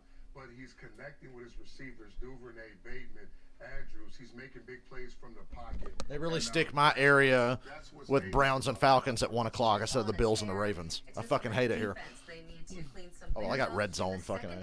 What am I bitching about? Especially before Josh Allen gets there to play.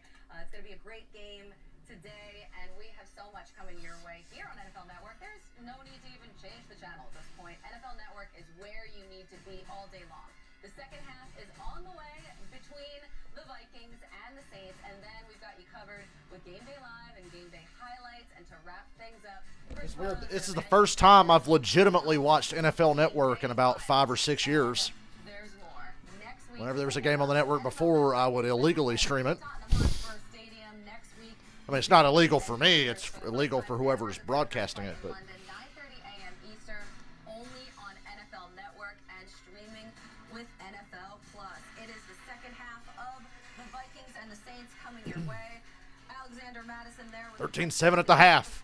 A real thriller. Not really, but close game anyway. 7-0. The Saints, they get the ball coming up. Thanks for watching the Lexus Halftime Show. I'm alert and ready to carry in groceries here in a bit because I'm fucking hungry. Worked up an appetite sitting here watching this mediocre football game.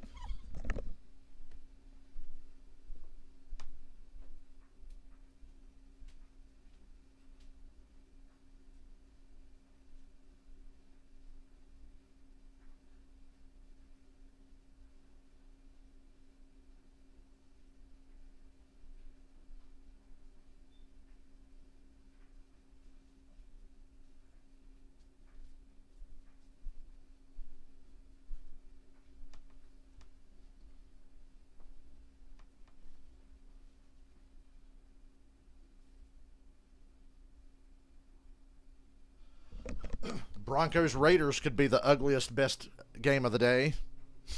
The best worst game. I'll take the Broncos. I just don't trust the Raiders. Josh McDaniels, man. They're only 3 weeks in, but it doesn't exactly look inspired, Very sad. I had high hopes for the Raiders this year. I drank the silver and black Kool-Aid. I'm a fool.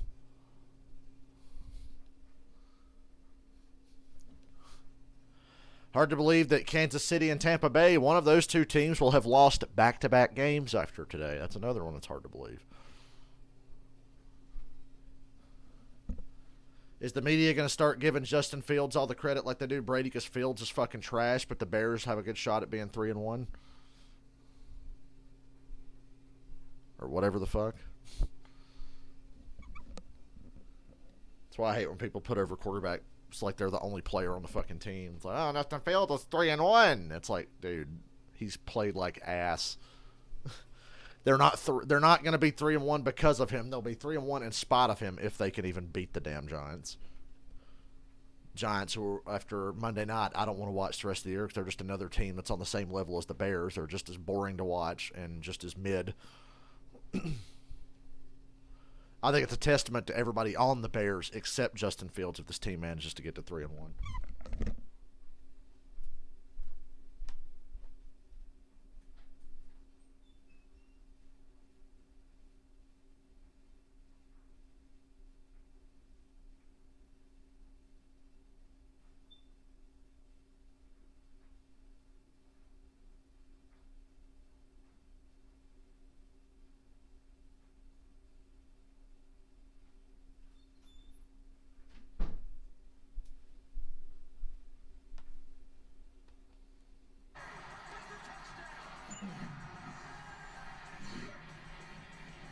Check of our first half stats. You see the Minnesota Vikings with 179 total yards. Neither team has ran the ball worth a fuck in this game. As we start this second half, so while the Saints have not been able to get much going on the offensive end, Mark Sanchez, New Orleans right in this ballgame as we start the second half. Absolutely, just a one-score ball game.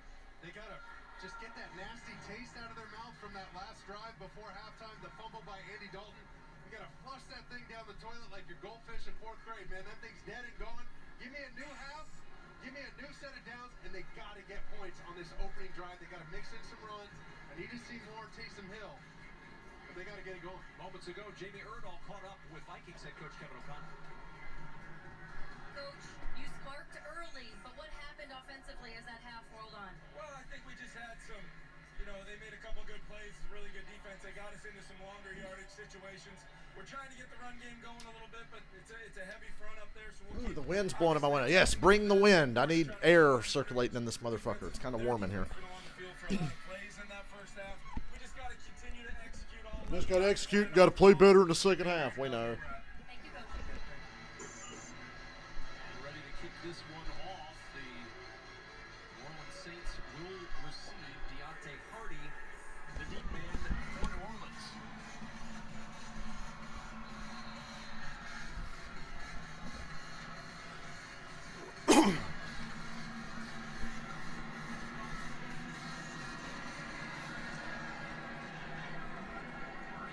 Ranging to his right, 1 yard deep. He's going to bring it out of the end zone. Hardy trying to find room on the sideline. Saints short of the 20. The 20-yard line. What did Dennis Allen have to say from the New Orleans Saints? He chatted with our Well, Dennis Allen came out of the locker room. See, a lot of people haven't made it back from halftime yet. The stands look half empty. What is this, a Washington game? Is this a Commanders game? And Hill combo together. Are we going to see more of that? And he said, I'm more focused on the fundamentals. I want to talk about run, block, catch, throw versus anything cute right now. You see what they do on first down. It changes from the first half. It was 6 runs and 3 passes on first down plays. They'll go to the Andy Dalton flinging it up wide open. Olave at the 40, a gain of 20, takes a shot to the back. on the near sideline at the 30. Olave out to the 40. Dalton coming out swinging here. And we'll hear from Clete Blakeman, our referee. Fire the pass. Illegal contact, so 22. Elliott's declined. Yardage gained in the first down. Harrison Smith's penalty declined. And another play of 20-plus yards, the 16th of the year for the Saints. Aggressive play call. Chris Olave coming all the way from the opposite side of the field. And watch Andy Dalton. Andy Dalton standing in there taking a shot. Even finish that throw. That's why it came out a little lame duckish and wobbly. Ingram trying to Ingram is going to lose 4 yards. want him, and that led to a 5-yard loss on the play. Wanham set this edge. He said, no way you're getting outside of me, Mark Ingram. He's going to set the edge on this left side. They tried the counter. They got to get that block by the tight end, or he's got to stay inside and kick that end out. They're just confused on the play. It looked like they didn't know exactly which way they wanted it to go. Ended up bouncing it. Wanham was all over it. Officially a loss of 4, brings up 2nd and 14. Dalton with some time. Oh, it should have been intercepted. Woo. Oh. Should have been picked. A disaster here early in London. Here comes the end cut right here. Yay. Hang on, buddy. Look how he shows up at the top of the route. Bad read, bad throw. Yeah, it's Andy Dalton's first piss-poor decision. Well, the second piss-poor decision. The other was hanging onto the ball and getting stripped in the first half.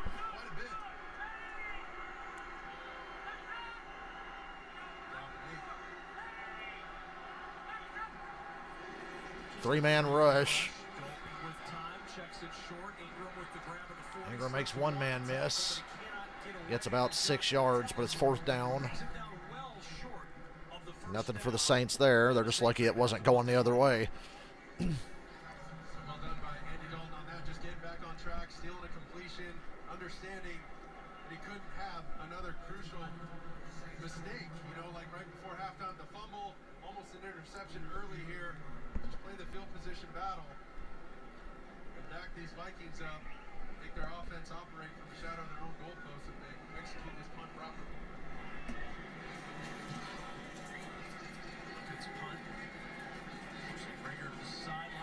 Jalen Reagor didn't fair catch that. All right.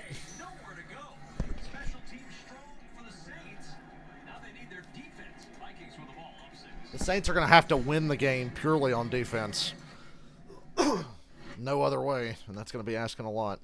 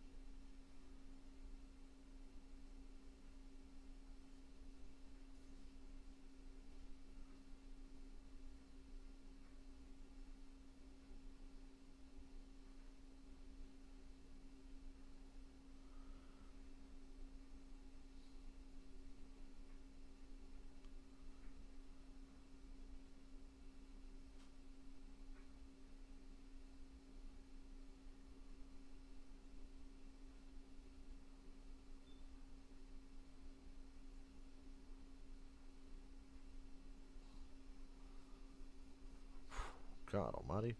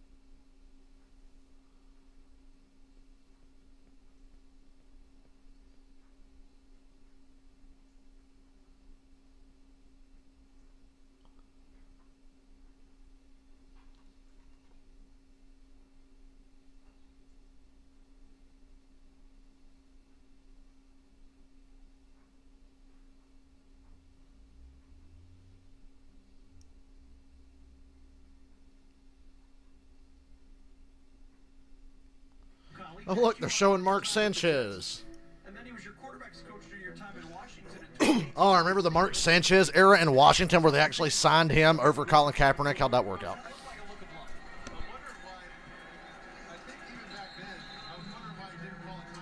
Imagine picking Mark Sanchez over Colin Kaepernick. Oh, wait, Bruce Allen's racist. That's why they did it. But the culture was actually damn good. Which is my all-time favorite lie in NFL history. The culture is actually damn good.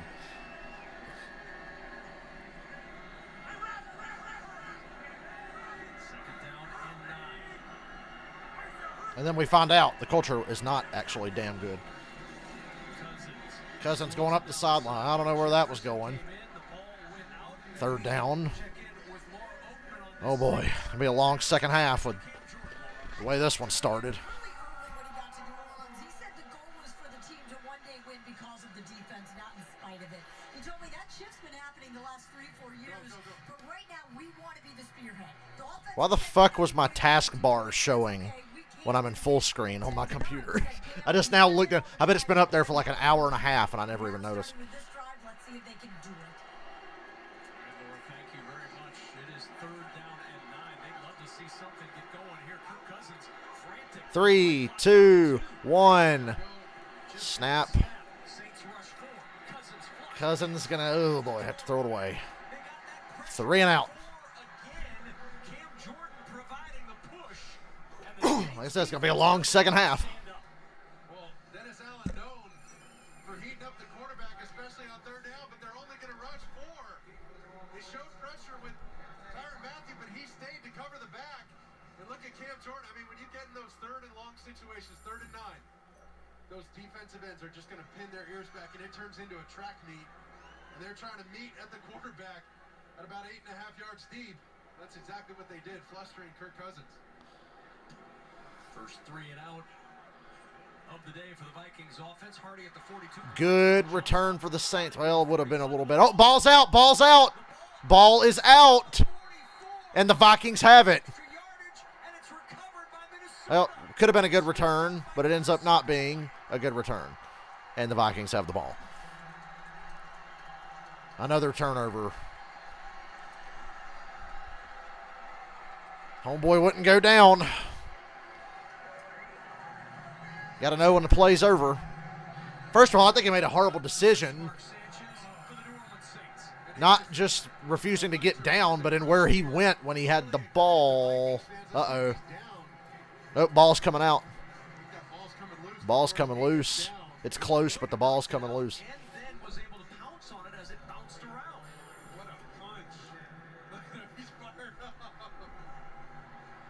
Saints are just playing with one arm tied behind their back. Their offense is crippled by injuries, and now they're giving the ball away. I mean, that's just textbook punch-out right there. Second New Orleans turnover in their last 3 possessions. This one is an absolute dagger. They were going to be right at midfield. 3 and out. You're set up for excellent field position. You're trying to get that one. Instead, they give a short field to the Vikings. The ball comes out, and now the Vikings with an opportunity at the 44 of New Orleans. Cook in the backfield. Off the play fake, Cousins. Wide open Jefferson. Touchdown. Oh, nope. Oh. They're going to say it was out at the 3 by toe. Thought he was going to walk into the end zone. Against Green Bay, and watch him, he's going to come all the way across the field after motion. He's going to motion from right to left, and then have to run all the way from left to right. Watch these defenders. Oh, man, he got 2 defenders to run into each other. And Lattimore is the one who's able to just get him to the sideline. I thought he was going to stay in bounds, but no. First and goal, anyway.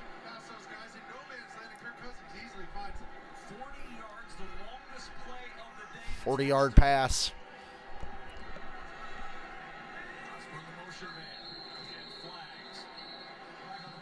Oh, for fuck's sake. Delay of game, okay. How does this change as a quarterback? You go first and goal from the 3 to first and goal at the 8. Well, I mean, obviously you weren't getting a first down either way. You got 3 downs to try and score it. But, I mean, that was a quick whistle. I thought they gave him time on the last one. I thought they gave him a little too much time. You see the frustration from Kirk Cousins. And he might have got that one off. Or split the hairs, but it just makes it a little tougher there to slam it up in there with a run. First and goal at the 8. It's Dalvin Cook. Werner. Cook for about a yard. I think it's a wasted play there now that they've been backed up after the penalty.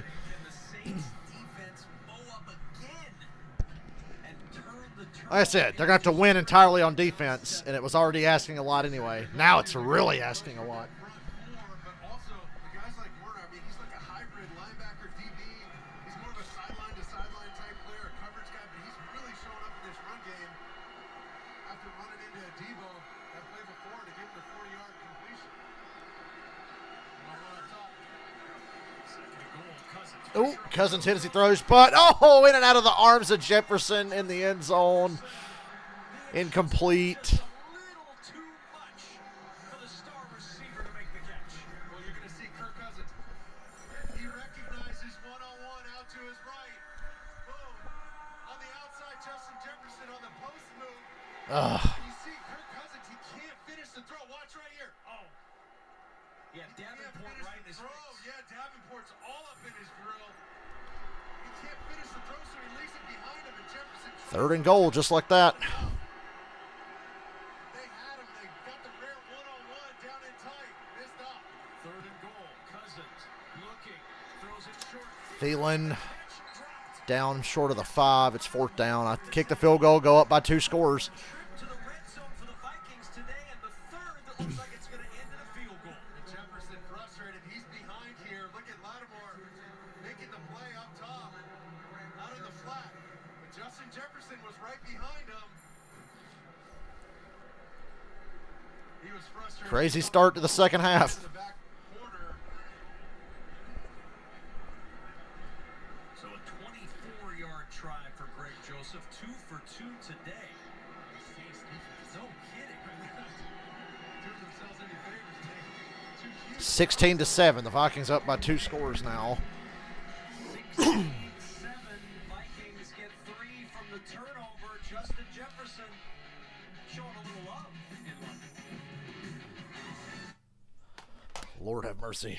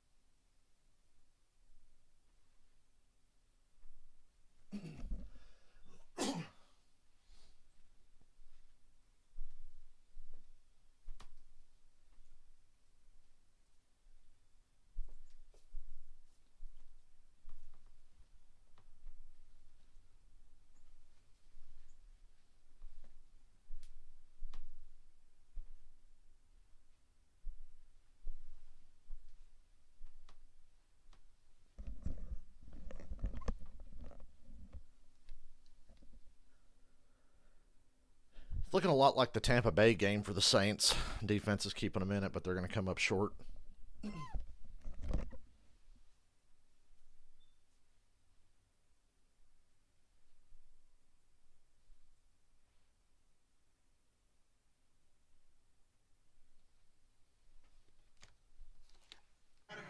coming from the left side of your screen. He's going to be the cheese. There goes Justin Jefferson to the back corner. But everything's on the corner. Watch Marshawn Lattimore right there. Recognize it and react. Justin was irritated. He thought Kirk Cousins was going to look Lattimore down to Thielen and then hit him over the top in the back corner and drop it in the bucket. Very similar to that. Kirk Cousins was scared of a turnover there.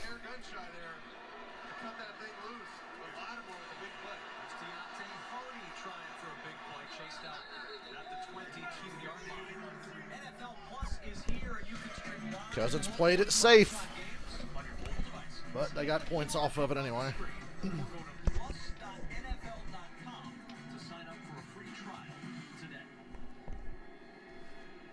forget, 6 points off 2 New Orleans turnovers. That Saints defense is keeping this New Orleans team in this game, and that delay of game at the the start of the goal-to-go situation became really large for the Vikings. On first down, the Saints go to the ground. Good run. Gain of 6. We've been talking all game about how many weapons the Saints offense is down. Let's add one more to that board. Mark Ingram just left the tent, went straight into the locker room. Mark Ingram's not in the game now. All right, Laura, that leaves Dwayne Washington and Latavius Murray as the two up running backs today. Tony Jones. Taysom Hill's going to have to play running back by the end of the day. As we talked about at the top. Every time, every play. There's Murray and there's also Taysom Hill. Taysom Hill playing tight end on this play. Dalton, wide open Callaway. Vikings almost gave him enough time to get up and run. You got to touch him to put him down, you know. Talking with the Saints this week, they talked about those 3 games, or really the Kirk Cousins looks miserable. and, a total of around 18 points, 16, 18 points. Well, 2 of them they've given up 14 points on turnovers that went to the house, either a pick 6 or a fumble return for a touchdown. Now, 2 turnovers that result in points. I mean, that's the difference in this team. Big run for Murray. First down. Looked like it was going to be bigger. To the 47-yard line and another first down, 10-yard run as Cameron Bynum and Jordan Hicks combine on the stop.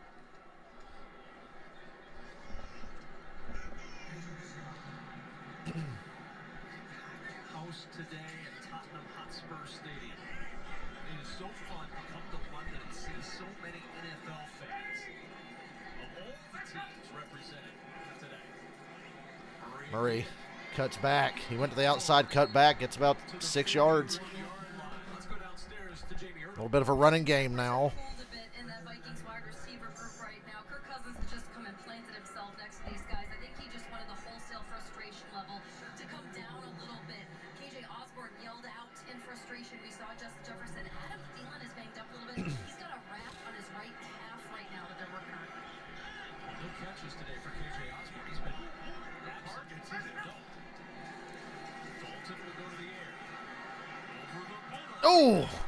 Patrick Peterson almost got a pick there. Peterson against Juwan Johnson. Knocked it out of DeJuan Johnson's hands. By the 8-time Pro Bowler. And now Patrick let's Peterson. ahead Mark Sanchez to this 3rd and 4. Not what he was, but he's still solid. Mark's been able to string a couple of first downs together. Where do they go? Surprised they ain't moved Peterson to safety. Jarvis Landry trotting back on the field, number 5. He's an obvious 3rd down. Forget about Chris Olave. Bailed him out a couple times.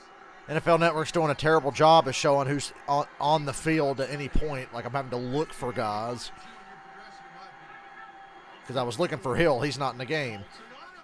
Uh-oh. Peterson in front of Olave. Incomplete. 4th down. Then you got to punt and pin them deep and trust your defense again. Peterson just sluts off enough, and then A little underthrown by Dalton. salty old vet still got it, man. They're going for it. The offense stays Saints offense stayed on the field on 4th and 4. this year. I would say pin them deep and try. I know you're down by 2 scores. You're down by 9. But with the amount of time left, Detroit Lions, they went for I think you can trust your defense. We're not in the 4th quarter yet. Slowed to get up the athletic training. Now there's an injury. It's going to give the Saints a minute to talk about it. The Viking corner that gives Andy Dalton a chance to talk things over on the sideline. This is a giant play in this game. 6:51 to go in the 3rd. Saints felt like they put a little momentum, Mark, but Patrick Peterson's made a couple of really good plays to thwart their opportunity to get another first down. I'm just a little surprised the way Latavius Murray's been running the ball on this drive. If you know you're going for it on 4th down, you might want to run on that 3rd down. Yeah, Sanchez brought up a good point. Or, I mean, If you were going to go for it on 4th, why not hit him with a run there on 3rd to set up a shorter 4th and 4? Minnesota opponents are 4 for 8 on 4th down this year. This is just the 2nd time all season that the Saints have gone on 4th down. 6:51 to go in the 3rd. Andy Dalton in New Orleans trying to keep this drive alive. 4th down. Good protection. Dalton over the middle. Oh, Callaway right on the line to gain. Wes Callaway gets the First down. He needed 4. Oof. He got 5. He got like 4 1/4. He didn't quite get 5, but he got just enough. Offensive line did a good job there making that possible. That's his 2nd or 3rd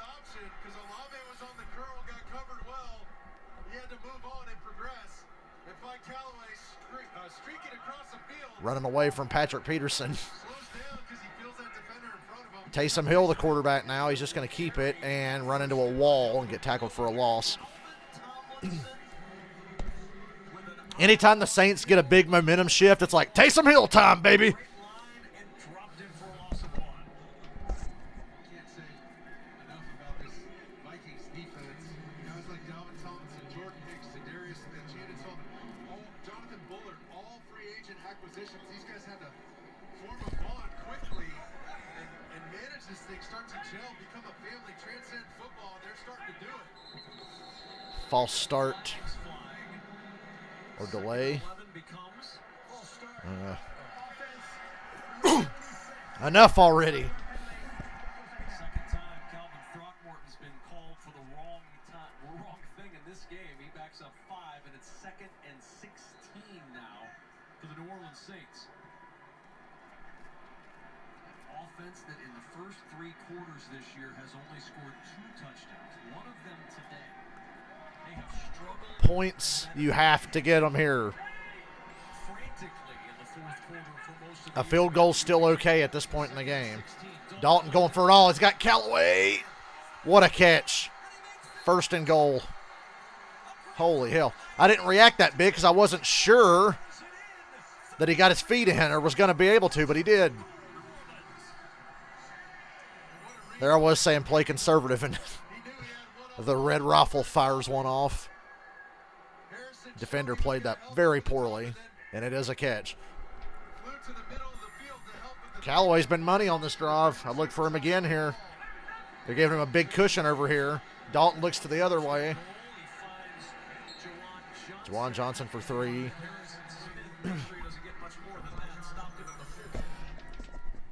Harrison. He's going to fly to the middle of the field.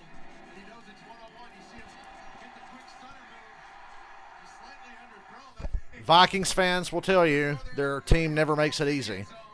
The Vikings make things very difficult on themselves.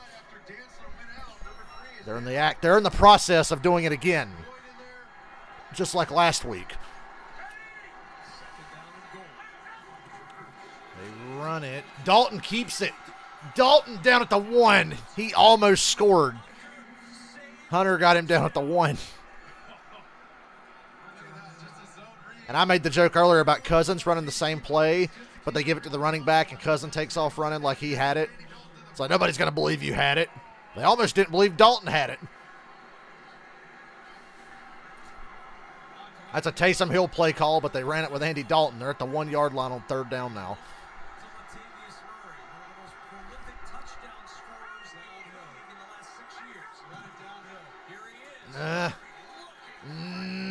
Touchdown. Good effort by Murray.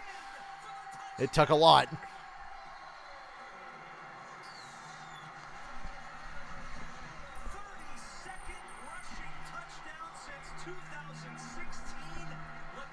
And it's a ball game again. You're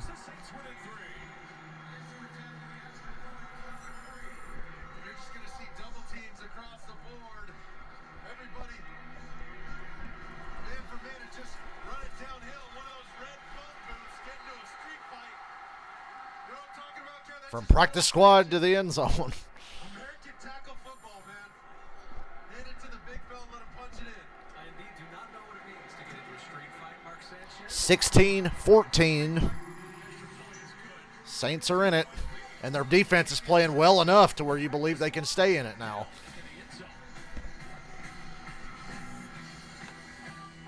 Despite the turnovers. Heard a plane. I thought it was thunder for a second. I'll be right back.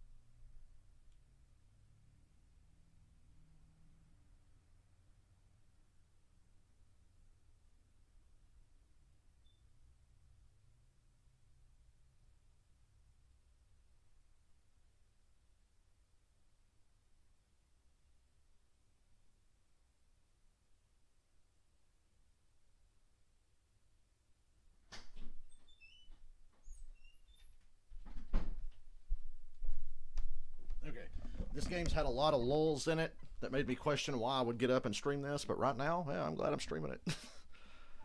It's interesting.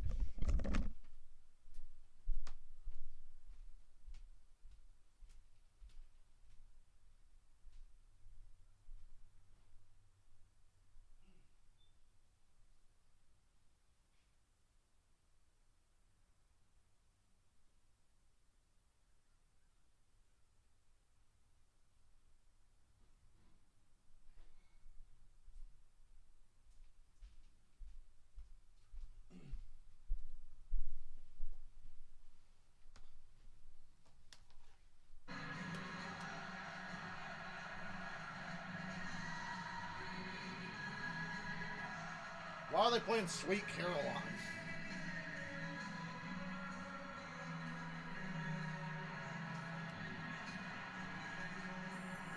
Everybody loves Sweet Caroline, especially cast of 10 last. I think they're stupid Panthers game. And they're going to run this out of the end zone, and it's not a bad decision. Good return. He almost got tackled at the 10, but he makes it to almost the 30. And there might be some yards added on to this. So it was an excellent decision to run it out. Fuck me. Come on, Saints. Can't make it this easy. They're having a little fun in that box over there. Might be right back, Kevin. I'm going to go check on those guys. After the play, personal foul, unnecessary roughness, kicking team number 50. So the Saints give the Vikings the ball essentially at midfield. First down, Minnesota. The NFL family has come together to support Hurricane Ian recovery efforts in Florida. Visit NFL.com/auction to bid on authentic and game-worn items to support the American Red Cross's Hurricane Ian relief efforts. You can also visit redcross.org/NFL or text the word Ian to 90999 to make a $10 donation and help those in need. Dalvin Cook for no gain. With the tackle, no gain on the play. They got hit with that counter play earlier. They're trying to circle that defense and catch the edge with Dalvin Cook. He's let him roll, but Saints said absolutely not. Big bookend. And Jordan. Screen to Jefferson. Not a lot of help. It's about 1.5 yards, third down. Absolutely. And you see the plan for this game with Justin Jefferson was to try and get him involved in these bunches and stacks, condense the split so he's not out on the edge like last week against Detroit and getting jammed every time. But you see the kind of space he has out here. On third down, Cousins over the middle. Ooh. Jefferson with the catch. Fourth down. Jefferson made the catch, but he's about 3.5 yards short. Of the Vikings first down. Decision time. Well, Vikings might go for this. They say they're only about 2 short, actually. Hair laid on that ball. And it's going to be the punt team coming on. Oh, they're going to punt. I think that's right. Pussies! Trust your defense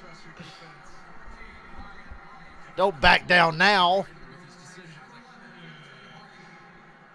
Listen, you can't make up for anything. You've still got the lead. I guess you might as well punt. You can't score 21 points in one drive. You just got to take it one play at a time and be smart. Not let the emotions get the best of you. I think this is a wise decision. Oh, it's a fake! It's a fake! And they got it! To the Saints 34. I thought the pass by the punter was going to be short. He looked like he was going to be 3 yards short. Not the best throw. A little underthrown. Actually, not a little. It was a lot underthrown. Great adjustment by the receiver here. Why did I sense this coming? Slams on the brakes and hits a quick out route. Yeah, a little underthrown. But, hey, it was accurate. It was not a miss. Special teams, Ben Cobb. Fake punt. The Jets with Kevin O'Connell. A couple other coaches on the staff, Mike Pettin. Benny dialing him up. Here's Dalvin Cook. Dalvin Cook to the outside. First down. Gets a first down. Let's check in with Jamie Erdahl. Well, Kevin, we're on the verge of being gratuitous here, but stay with me. After I spoke with Kevin O'Connell at the halftime, we walked a little bit and talked about Justin Jefferson and if he was seeing a lot of double coverage. He said, we're going to stick with him. We're going to work through the progressions, but we have some bags. We have some tricks in our bag, all right? So there you go.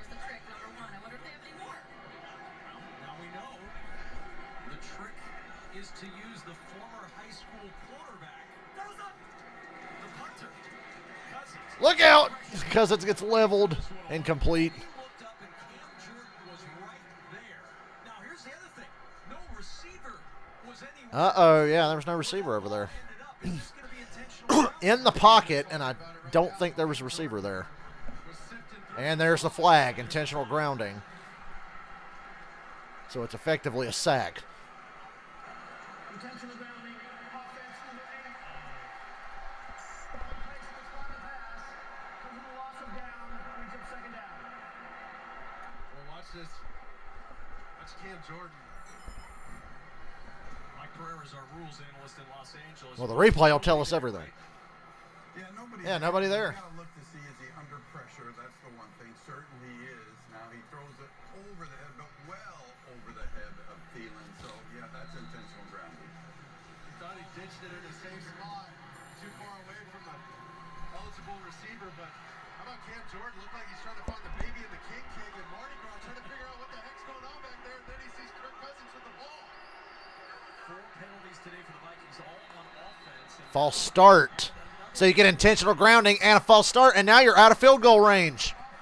It's only second down, though. So now you're just playing to get back into field goal range. Second time today there on the penalty. And right after getting that huge conversion, back-to-back penalties. Right, you go for The Vikings do not make it easy on themselves. And now you've nicked Ever. for the most part. Even when they're good. See Kirk Cousins, he's been knocked down 9 times today. And that's been mainly with 4-man pressure from the Saints. exactly right. It's another team I just couldn't deal. I could not be a Vikings fan. Can't deal with it. Because this is what they do all the time. Russian again, Cousins throws. Thielen with Thielen for about 4 yards, 5 yards maybe, third and long. Not in the quarter here. For a field goal here, they don't need to snap it. Thielen's hobbling again. That ankle he got rolled up on earlier. Try and draw him outside, try and steal some of those yards back. I'd go to the fourth quarter on this one. Thielen's lining up. He can barely fucking walk. Now they bring him in motion. They're not going to snap this.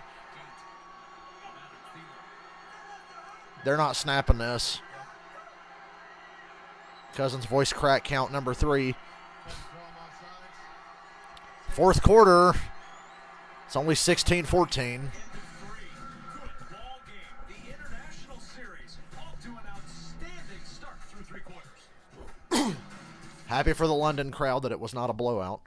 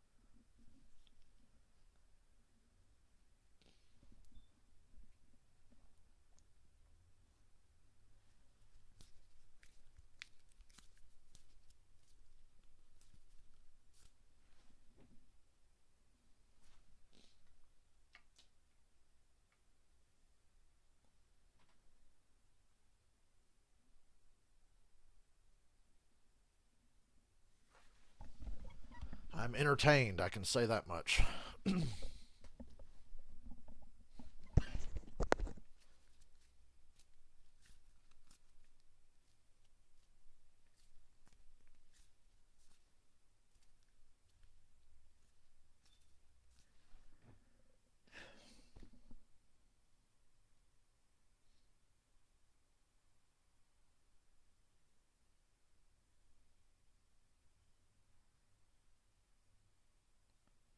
Anybody who watched the truck race yesterday noticed that as they were crossing the start-finish line at the end, Matt DiBenedetto almost flipped over.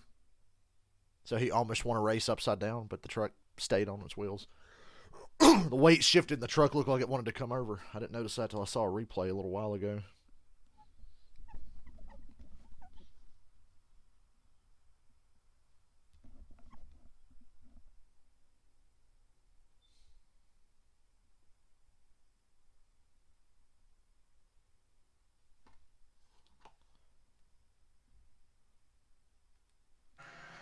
Fourth quarter.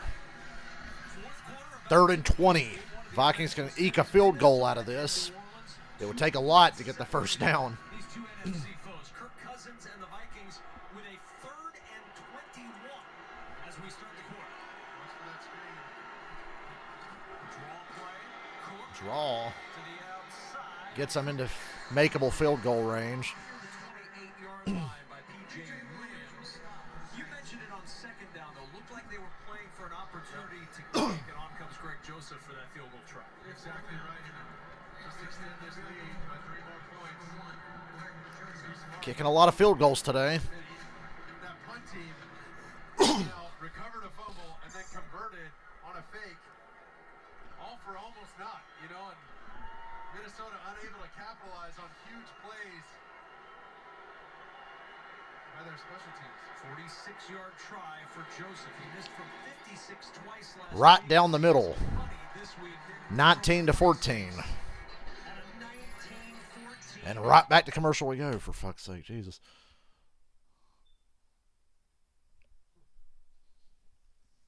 (19-14). Vikings are kicking an awful lot of field goals.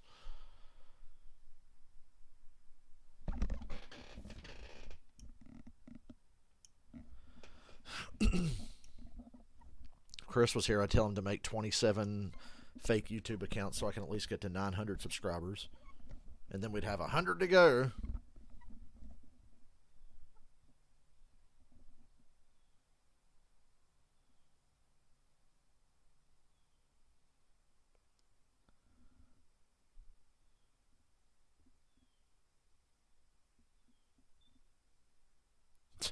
Alex Bowman told Noah Gregson, please don't throw up in my car if you win.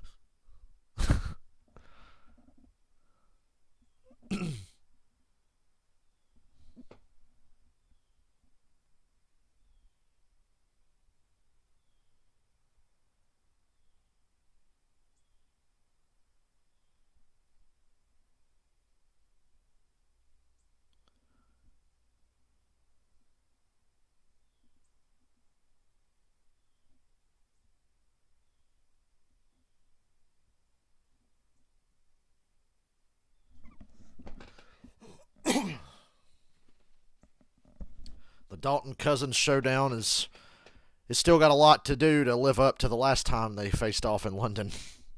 I wish I'd have been streaming that game back then. That game nearly gave my dad a stroke. He's a Washington fan, by the way.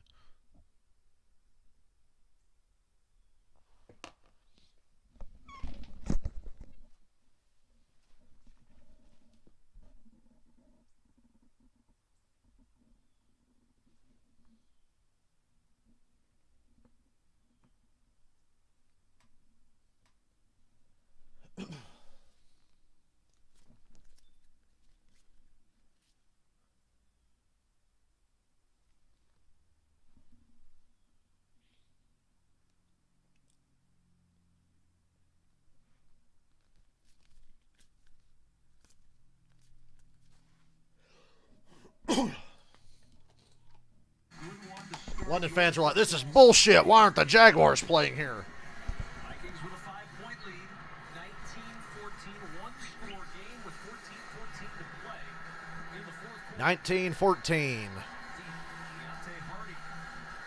Vikings have been clinging to a one-score lead most of the game. This has been close.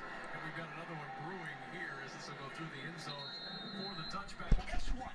Next week, NFL Network is back right here at Tottenham Hotspur Stadium for a London game encore. Saquon and the Giants, Aaron Rodgers and the Packers, live from the UK next Sunday, 9:30 a.m. Eastern, right here on NFL Network, and stream on mobile with NFL Plus. And when the Packers kick off that game, they will be the 32nd and final team to play in London. Wow, all 32 teams will have played in London when the Packers play there next week. I didn't even realize that. They've been going to London since what, 2006, 2007?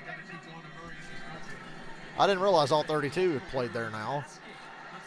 Murray, ooh! Patrick Peterson saved the day on that one.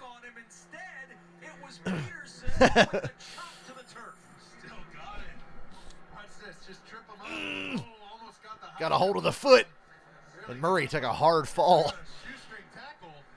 That was shoestring That's the definition of shoestring. He literally grabbed him by the shoes. And I'm about to carry groceries in now.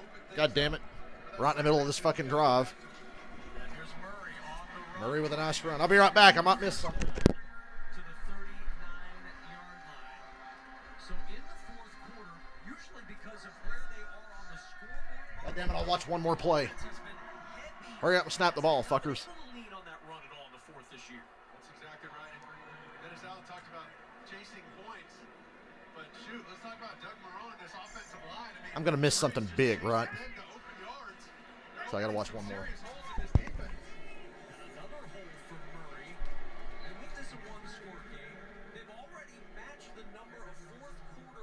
In this fourth quarter that they had in the previous three combined. Well, we said it early. They got to keep it close, right? It's got to be a one-score game. Down late because they're down so many players, right? Remember, Jameis Winston, all these guys.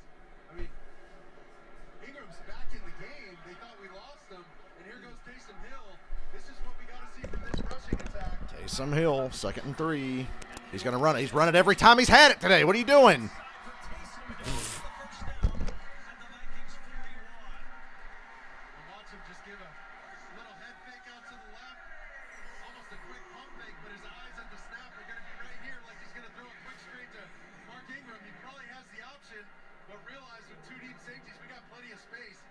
Captured the edge, but once again, I mean, Doug Marrone with an offensive line, he's known for developing players. Kevin Mawai, Brandon Moore, Zach Street, Jari Evans, among the few that he's turned into explosive and tough offensive linemen. Ingram getting his first carry since we thought he might have been knocked out of the game, but he's back out there, picks up 2. Tackled by Daniil Hunter, and the Saints down 5, and Taysom Hill back into the game. We knew we were going to see him in a lot of different ways today. He has yet to throw a pass in this game from that spot. He'll be split out. I'm back. I see I only missed like one play. They're at the Vikings 40. Dalton. Deep. Traquan Smith. My God, the Vikings are really about to blow this.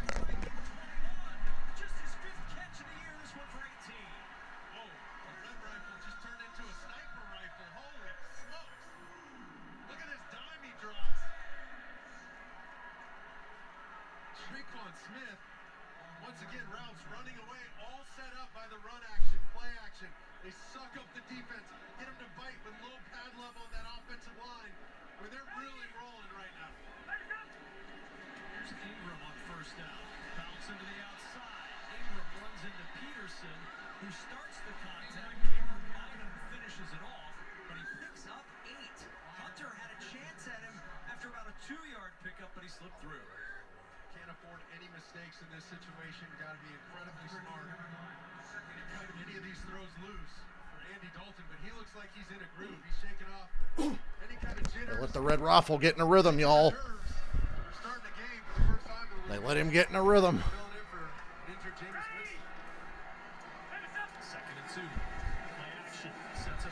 Screen, get a block, get a block, get a block. Good block. Race to the goal line. Oh, out at the 1. Maybe the 2. 1st and goal, Saints. Troutman sets the Saints up 1st and goal. Well, watch this like a turnstile door. He's going to fake block right there and then just let the rush through. He lets Patrick Jones run right by. Oh, boy. Kind of the LA move. Set him up on the block. And now Andy Dalton's on the sideline and Taysom Hill's in. So it's going to be a run, right? Or they're just setting him up for a pass here because he's run it every time he's been in today. It's a run. It's a run. Run all the way. Run. They got me fooled if it's a pass. It's a run, and he's in. Touchdown. The Saints take the lead for the first time today. Oh, Minnesota. It's meltdown time.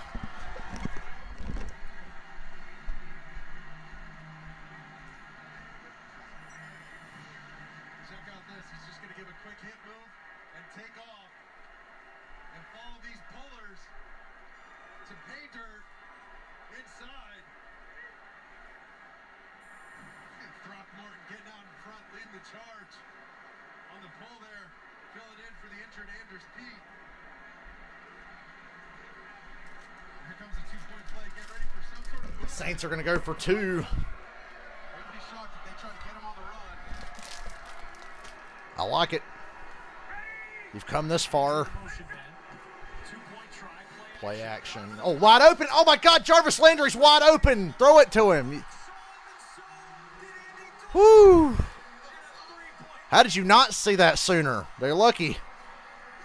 Let's say Landry was wide open immediately. It's almost an hour and a half late. Almost missed his train on the tube, Jeff. Saints are up by 3.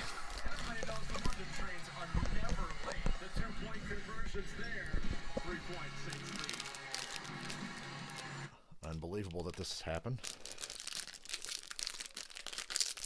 That's the Saints' new MO. Suck for 3 quarters. Pull it out of your ass at the end.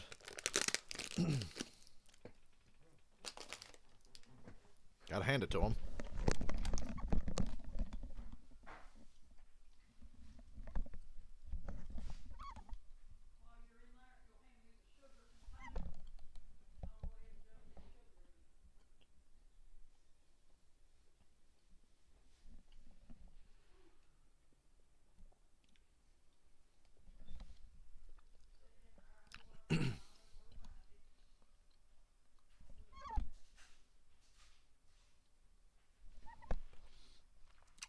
How did he almost miss that?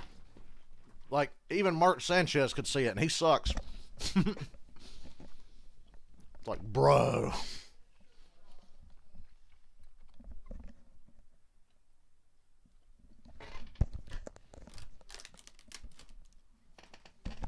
Classic Vikings. Got to make it hard on themselves. Now, as good as the Saints defense is playing, this game's totally changed now that the Saints have a lead. They were playing good all day anyway.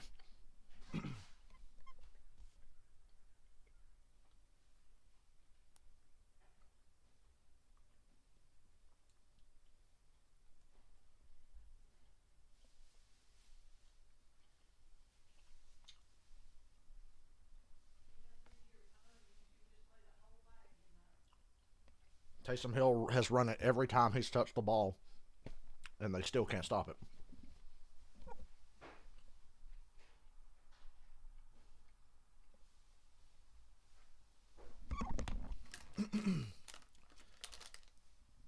Sean Payton's like, I'm so glad they're continuing the tradition of using Taysom Hill. In the fourth. Last week, Minnesota was down 10 points after 3 quarters. Took a fourth quarter comeback against That one was for Sean. They got it done. They're going to need to do that again. Down 3 this time in the fourth quarter to get the win. Dalvin Cook has that look of, how the fuck are we losing this game right now? The deep man awaiting the kickoff. Will Lutz to boot it away for the Saints. And that'll go through the end zone for the touchback. Vikings back to work, and let's look at next-gen stats. Howard, Well, it's after 4 o'clock now, so this is when Kirk Cousins goes downhill. 4 o'clock London time. since 2018, 463 rush yards over expected, good for 6th in the NFL. But today, the 3rd lowest of his career, 27 yards below what was expected of Dalvin Cook in the run game. 15 carries. That's why he did so well in the first half, mostly. For Dalvin Cook, plenty of time. Why they've been kicking field goals ever since. The later in the day it gets. It's like a werewolf transformation. Totally gone, but they got to be smart and pick their spots with their runs, like drive starters. Play action, Cousins with pressure in his face, throws tall, High and nearly intercepted. and he just slips through the hands. That's sort of a tale that we've told all day with Minnesota. Off the hands of C.J. Ham, just couldn't pull it in. Through the hands of Johnny Munt, and Cousins to the end zone behind and off the Like I said, the Vikings were so close to blowing the Saints out about 8 different times today. Just like that last throw to Fever. Second down and 10. Here's Cook on the ground, slips through a Jordan tackle and gets to the 32-yard line. Third down. Checking with Jamie Erdahl. Well, keep in mind these games have been played for 15 years in the regular season. There still is no right or wrong answer as to when a team should arrive in London. Again, the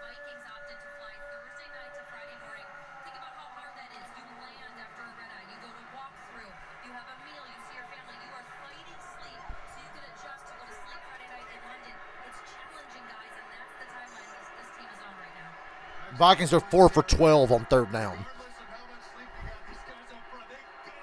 Go back to them out routes. Saints are going to blitz, ain't they? Yep. And Jefferson makes the catch. Lattimore says it hit the ground. There's a flag in the secondary.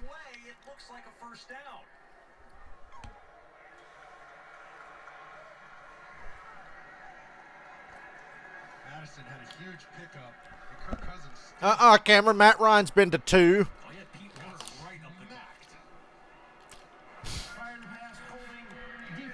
Sanchez went to 2. Matt Ryan went to 2. Rodgers has been to 3. 4. 49ers, Seahawks, Falcons, and when they beat the Bears. So, well, I get what you're saying, though. Sanchez has been to more conference championship than a lot of guys you would expect to have been to more. More than Phillip Rivers, more than Drew Brees.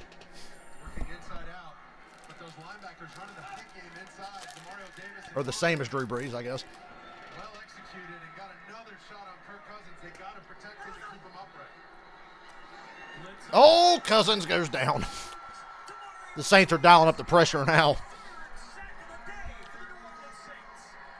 Listen, Kev, you are who you are. My parlay is going to be dead, and it's not even 12:30 yet. Dennis Allen, at some point, he's going to blitz you.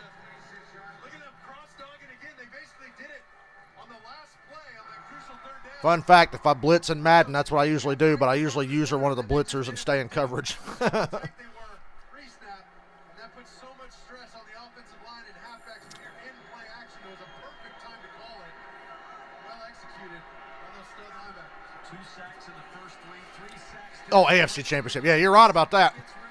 More AFC Championships than all of them combined. I didn't catch that. I didn't catch the joke there. Went right over my head.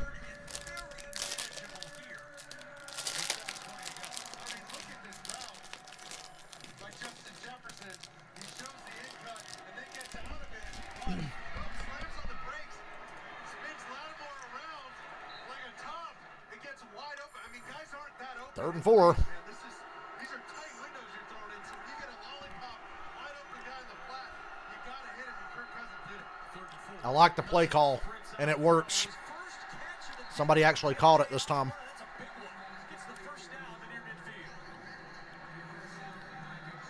Now watch this. Here's another rub, Kevin, that he got called for earlier. He just didn't engage. Watch. There's the rub. It's Jefferson's job as the front man, the point man in that stack, to clear out the defenders and create space for KJ Osborne. So he has a big catch. Yeah, it's Kurt Cousins. After 4:30, 5 o'clock, he becomes Kurt Cousins. So at least in the first half, some they pace up to the line, get that look at the defense, and then change things up with the play clock down to 2. He's been deep now. Oh, out of the hands of Jefferson. Lattimore got just enough of that, but Jefferson still should have caught it.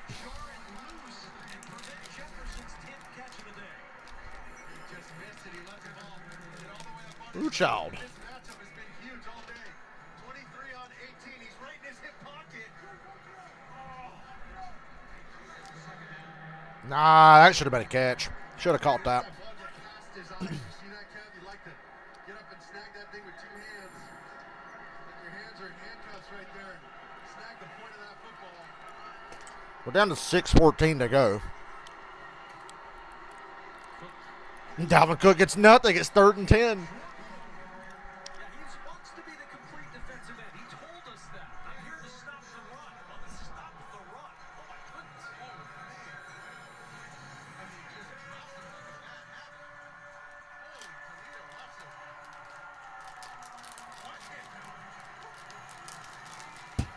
God damn it. I think the folks in London, if they haven't learned by now what a physical game we've brought over here, they know it now.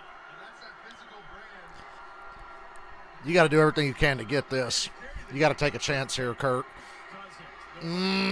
He will. He's deep. Oh! There's a flag somewhere. Kirk Cousins had a day and a half back there. You got a flag down. On the far side of the field at the 38-yard line of New Orleans. I mean,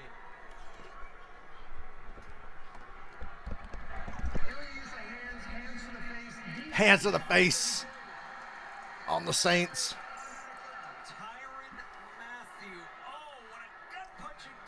Man, they had the Vikings off the field. Well, here's Matthew. Pay attention to him. Let's see. Oh, I don't know, Coach. I don't know. Well, that's a pretty weak call. Not going to lie. Cam Jordan stops the run again. I thought we were playing football.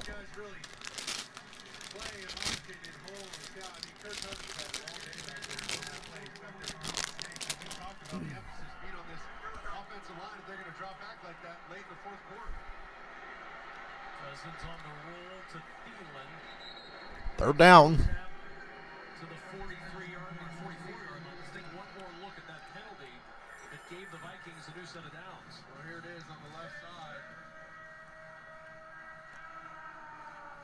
Oh, I don't know about that. I don't know. That's a good old-fashioned just shoulder shove. Grabbing a man on the shoulder is illegal. Hands to the face. Maybe just in London. I don't know.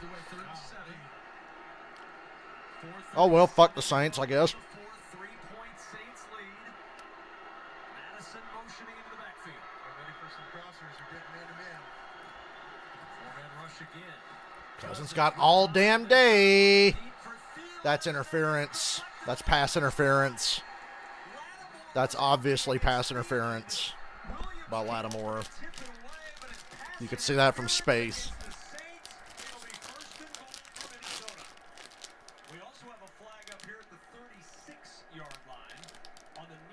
Be offsetting. Kirk Cousins went for the deep shot. You see the backside safety trying to replace. Over the top, PJ Williams coming from the opposite side of the screen. You could call Thielen for hands to the face, but that's obviously interference by Lattimore. Really drew the foul. Let's see, we got a long conversation on this one. 4:20 to go. Blaze it. Parliament. We're in London. There are fouls by both teams.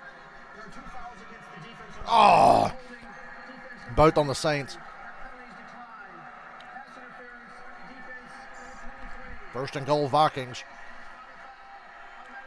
Another look at the Marshawn Lattimore pass interference that gives a first down. Third penalty for New Orleans on the drive. This drive has been extended by penalties. See a little bit of hand fighting, and then Thielen grabs the face mask.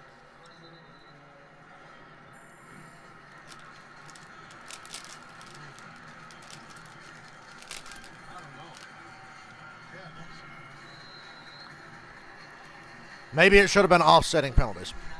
9-yard penalty is the result. And it's first and goal for 3. Well, listen, bottom line. A good half the fucking yardage on the straw has been Saints penalties. Jefferson on an end around touchdown. Just walked right in.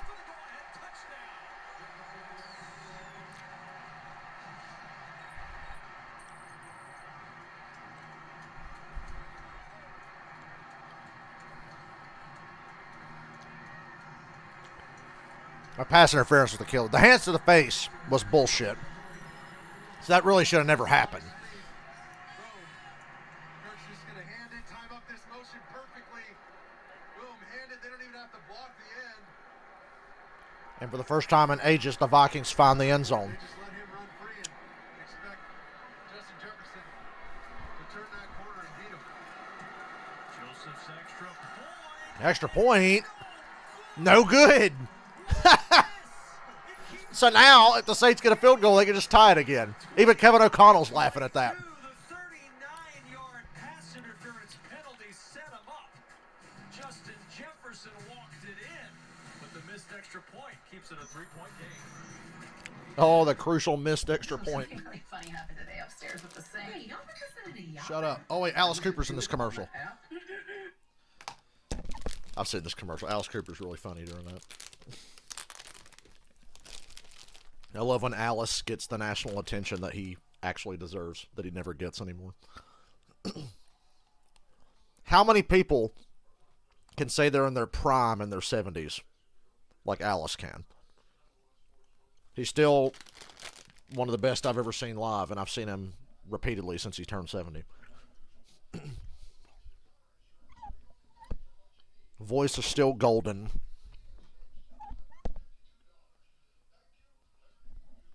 Most recent album he did was pretty good. Detroit Stories was actually good. A couple albums before were kind of shitty, but he's in his prime live, I know that. And I get to see a lot of his band on the Kiss Cruise because Beasto Blanco's on the Kiss Cruise. That's Alice Cooper's daughter, and some of the band members are Alice's band members. And I know they do some Alice Cooper covers.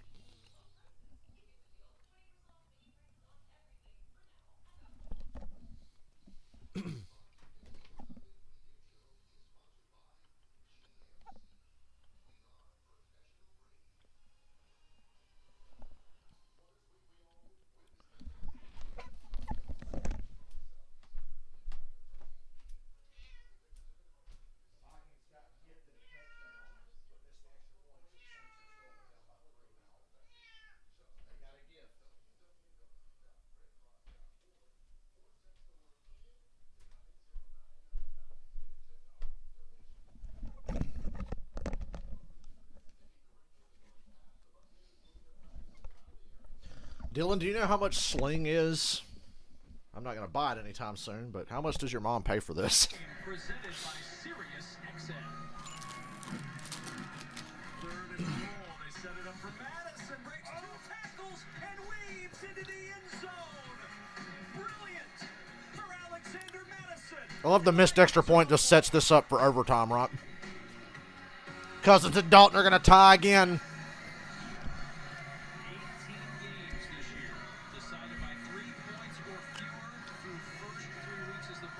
The most games decided by 3 points or fewer in the first 3 weeks of a season ever.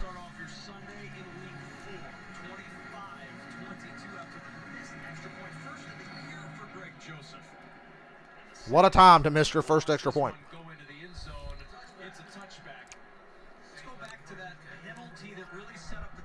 What you want to do on a kickoff is kick it and have it bounce at the one and come back.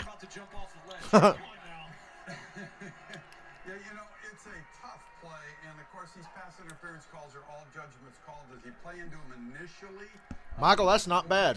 $35 a month for that? That's not bad. That's the TV I would get if I was living on my own. As long as it's got all the shit I need. But really, too, Mark, I tell you, this is one of the things where I've always been a fan of the college rule. I mean, that's a maximum 15-yard penalty. Saints are down by 3 again. Murray to the outside. Ugh. Thought he was going to get a big run. Flag.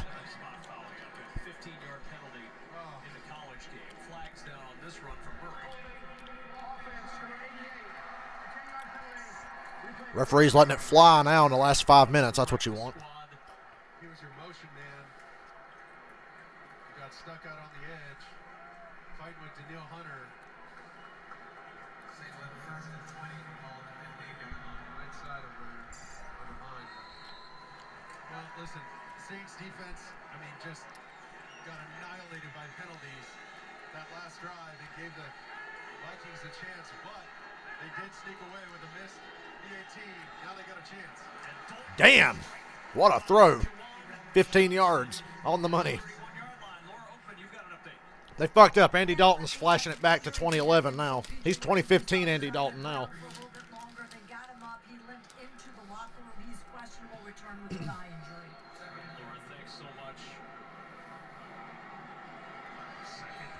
Keep this game close. Tie it up or take the lead and then put it in the hands of your defense. Murray again, first down. He's rolling now. He's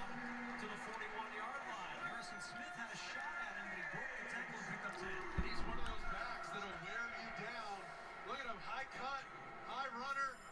But he gets going, he gets a little momentum. And later in this game, especially in the fourth quarter, these 2- and 3-yard runs are turning into 4, 5, 6, 7-yard runs. He's really going. He's got 10 rushes for 55 yards and a touchdown. Well, they stopped Murray that time. Only 2. 3 minutes to go. Fourth quarter. Thanks to that missed extra point, the scenario for the Saints a little different than it would have been. They need to get into field. A dude in a Thielen jersey wearing a cheese head. Interesting. Wide open. Damn. Murray's running it great, and Dalton is in a rhythm. Harrison Smith is like, is Andy fucking Dalton doing this to us right now? Look at the stats. Look at his numbers. He's 19 of 23 for 204 now. Very efficient day for Dalton in his first start since the season finale a year ago with the Bears. So efficient. Now Andy Dalton's going to trick another team into making him a starter next year, isn't he? Michael, I'll get back to you on my cup picks. I haven't decided. I know one of them is going to be Michael McDowell, because fuck it. I declared that yesterday. Recent trends say pick non-playoff guys because they're going to win all the races.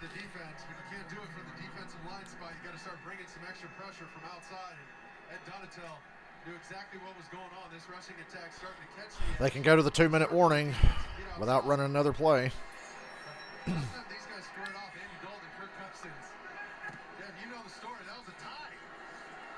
Dalton going for it all. Oh, man. Good defense. I want to say good defense. No flags. 2:01. 3rd and 9. What do you think? That's just good defense. That's not interference. Just enough to make the play there.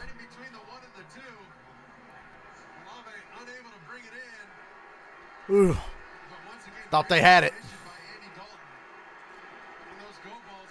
You got 2 downs here. It's 3rd and 9, and you got 2 down. I know you got 3 timeouts, but obviously you'll go for this if you don't get it. So I'd throw it. I'd look for something short. Vikings are going to blitz, and Dalton just lobs it up. Incomplete. 4th and 9 at the 2-minute warning. They could try the 60-yard field goal. Lutz can make a 60-yarder. He's done it before.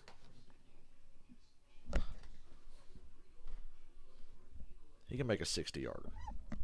I say, yeah, I'm going to say try the field goal. Because of the distance of the down, I'm going to say kick the field goal. Be a 59 or a 60-yarder.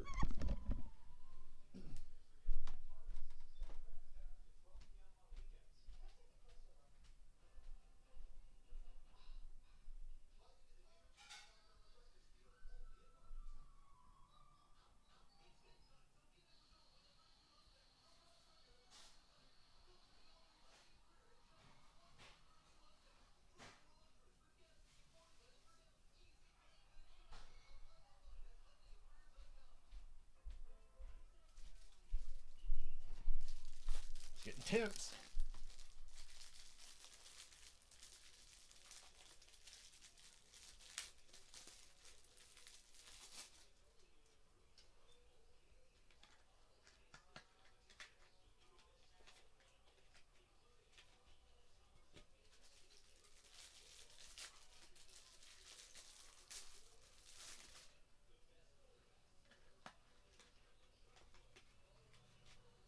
Even if you miss the field goal, it's not over because you got 3 timeouts. So.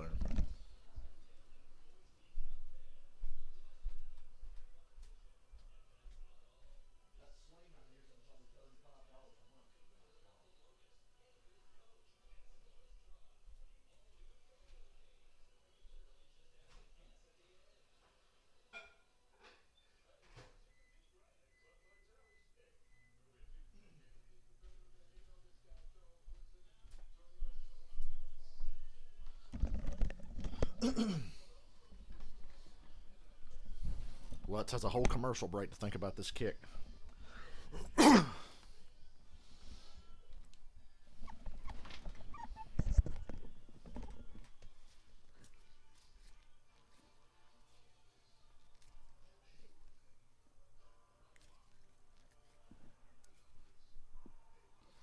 After this game, I'm not streaming again until 2 o'clock for the Jesus Christ, hope everybody fucking survives the race 500 at Talladega. We'll have Red Zone on during the Cup race. But I figure Talladega's interesting enough to where I'll just want to watch the race, but I'll have Red Zone on anyhow. Got the Xbox over here ready to go. 60 yards to tie it up. Right down the middle. Is it long enough? Holy hell, he nailed it. 60 yards out. 25-25.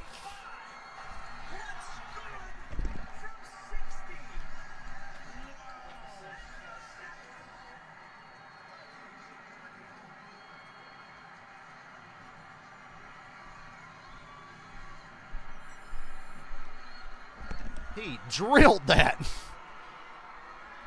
I think in this situation, it was the only option.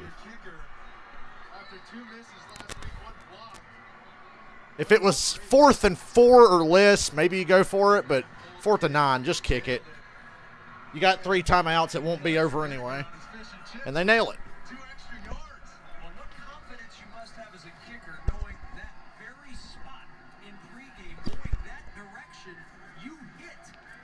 Andy Dalton's like, now give me the ball one more time. He's cooking right now. A little redemption after a rough week last week for Will Lutz.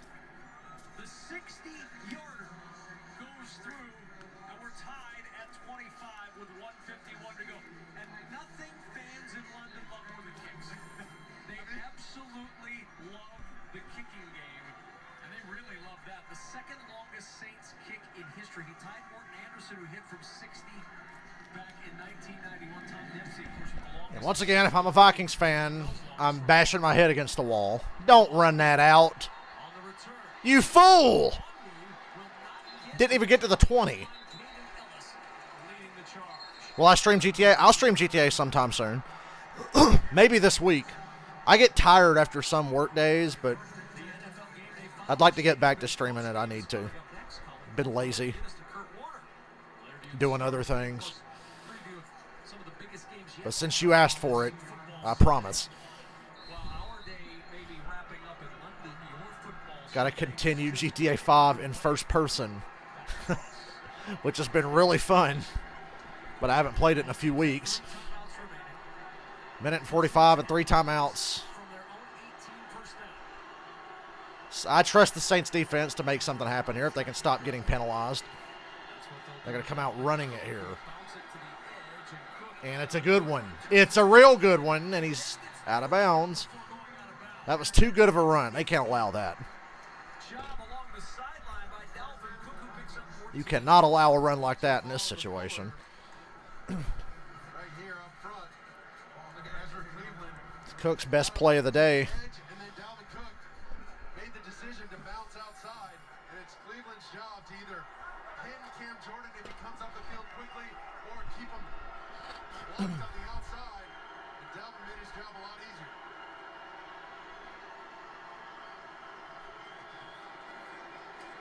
Cousins going for it. Oh, he's got a step. Jefferson into field goal range. Smokes Lattimore.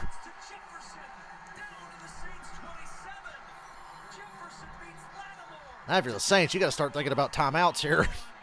Now it's definitely think about your timeouts because Jefferson just smoked Lattimore.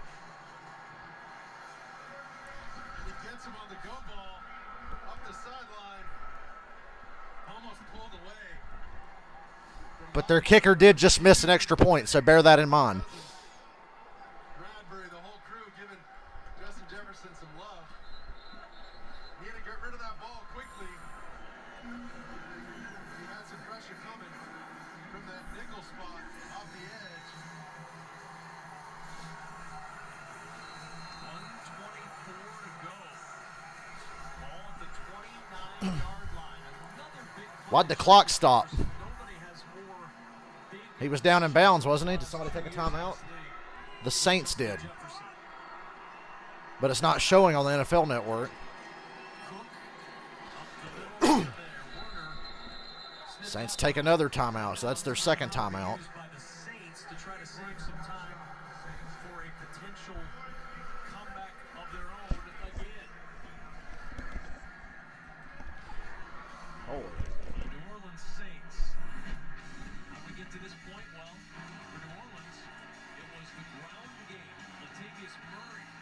His way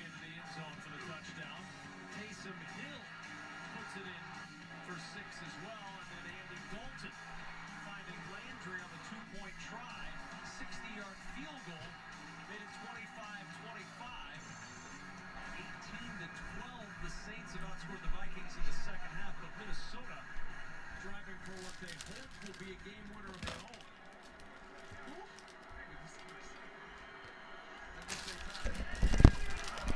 Come from behind in the fourth quarter for another week. Play clock's down to 1. Go! Boy, they just got it off. 3rd down. Saints take their last timeout. That was damn close to a delay of game. Or, yeah, it could have been a fumble because they all ran into each other. Motion runner that they love using so much, going from right to left across the formation. And kind of flipped each other on the way to the running back. He's lucky he held on to that football.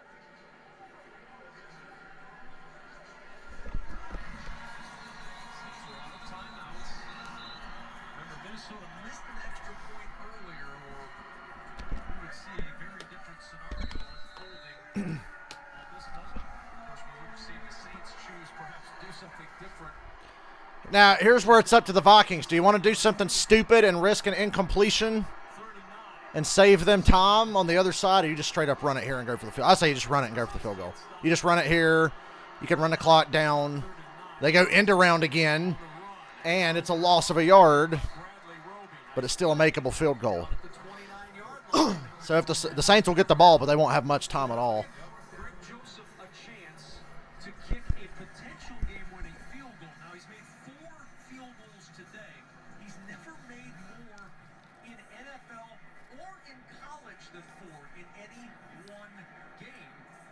He's going to have a chance to do it here to try to give the Vikings the lead late. Well, this is huge. They got to run this clock all the way down, earn a timeout, one of their 3 remaining.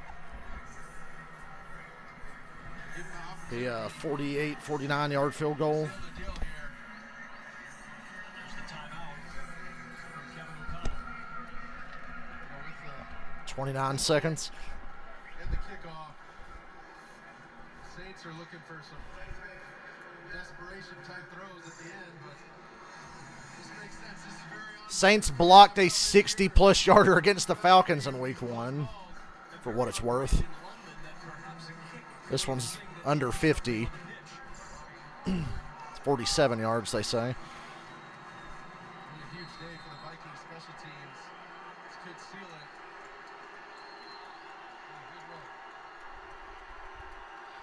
it. This man did just miss an extra point, so For Greg Joseph.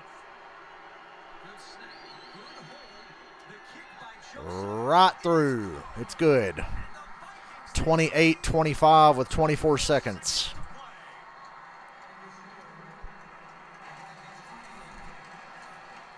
Time to do the Breeze and Brady special. Throw it up and hope for PI, Andy Dalton.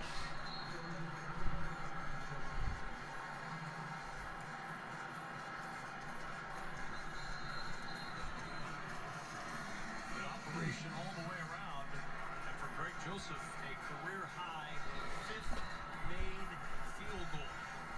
Kevin O'Connell's team is seconds away from getting out of London with a win, and Andy Dalton knows he's got Once again, they had to make it hard on themselves. That wasn't even part of the football game. He just happened to be dressed like that, and they brought him in.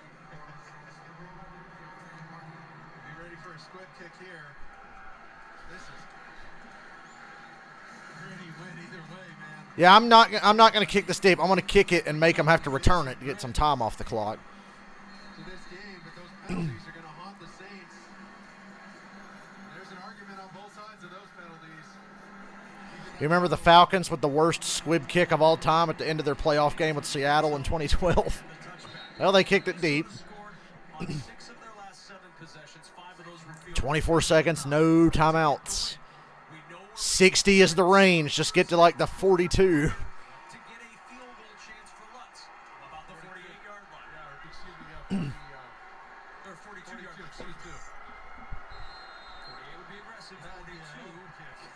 If you get to the 45, you're going to try to kick it anyway. These are your last plays of the game, and for a quarterback that's not the starter, you don't get a lot of these reps, but you're going to see some routes going towards the sidelines and try and get some big choke plays. Good protection. Oh, Olave, they're in field goal range. You got to spike it. Oh, Harrison Smith's hurt. Harrison Smith is hurt. That's a timeout. There's an injured Viking, and that will stop play. A free timeout for the Saints. Oh, my Lord. Stop it with 11 seconds to go. 32 Oh, Lord. catch Dalton to Olave. Right up the gut, down the middle, landing on the logo. Olave took a hit to the shin, and he was hurt too, but he acted like he wasn't until he saw Smith go down. Then he was like, fuck my leg. Because if Olave goes down with an injury, that's a 10-second runoff. When you're out of timeouts and you have an injury timeout, it's a 10-second runoff. So he's lucky Harrison Smith went down too. So this counts as a Vikings. They're right there at field goal range. They're at the Vikings 43. Now what a break they got with the injury to Smith that gave them time to regroup for this with no timeouts. What a huge play down the middle by Andy Dalton. I mean, he lobbed that thing into defensive team meeting for the Vikings. And Olave somehow comes up with it. They're right within field goal range now. He hit from 60 seconds ago. We got to get this ball out of bounds. 12 seconds, no timeouts. It's got to be quick. It's got to be out of bounds. 9 seconds now. It's still asking a lot. I mean, they made it all the way to the 43, but you got to steal at least 5 yards, I think. Remember the Buffalo game last week? McKenzie didn't run out of bounds like he should have. They need one more yard to feel better about that kick. So they're just going to play this sideline type defense. Make sure nothing gets outside of them. 9 seconds, no timeouts. Dalton hanging onto the ball too damn long, and it's didn't get both feet in. He did not get both feet in. 2 seconds. Now you just got to try this really long field goal. It's got to be 61, 62 yards. Too soft in the coverage, in my opinion. Let's see if he gets that second. Nope, not even close.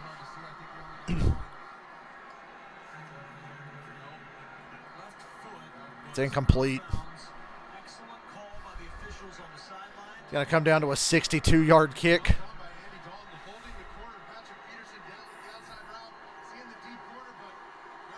They say 61. Vikings call timeout. Oh, I hope he makes this. I hope he makes this. Holy Christ, I hope he makes it. I got hot pockets over here. I cooked. There's like game's about to be over. I'll cook them. It might not be over. In my fucking Kiss Navy robe, eating hot pockets, watching these fucking idiots not know how to beat each other and finish the game off. We showed you it looked like it would have been good from 63 or 64. With a mouthful of hot pocket, I will be like, it's good.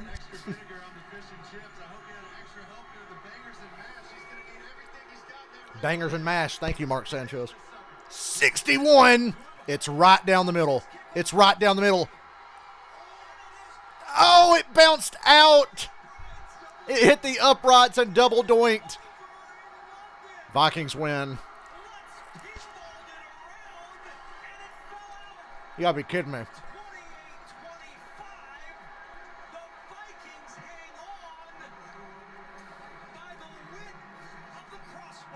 They literally just needed a yard.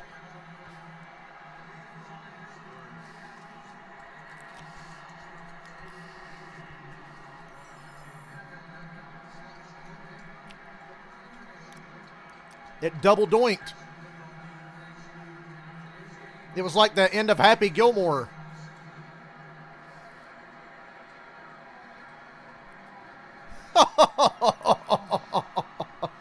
Oh my God. Are you kidding me? If a stiff breeze had blown right at that moment, we'd be going to overtime. Instead, the upright, then the crossbar, and the Saints are just that close to staying alive. Well, since the Saints lost, I guess I can say, ha ha. Game 1 of the International Series. Elation to devastation for the Saints players looking on. Just plenty of. You can't fault Lutz. That was a great kick. Oh, look at Denzel Allen trying to lead it in. He thought it was in.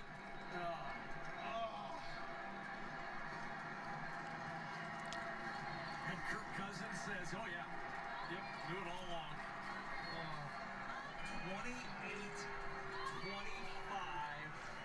The final score in London.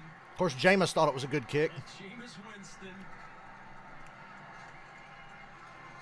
thought it was going to be overtime instead. 28-25. Vikings win. I'm out of here. I will be back a little after 2 for the cup race.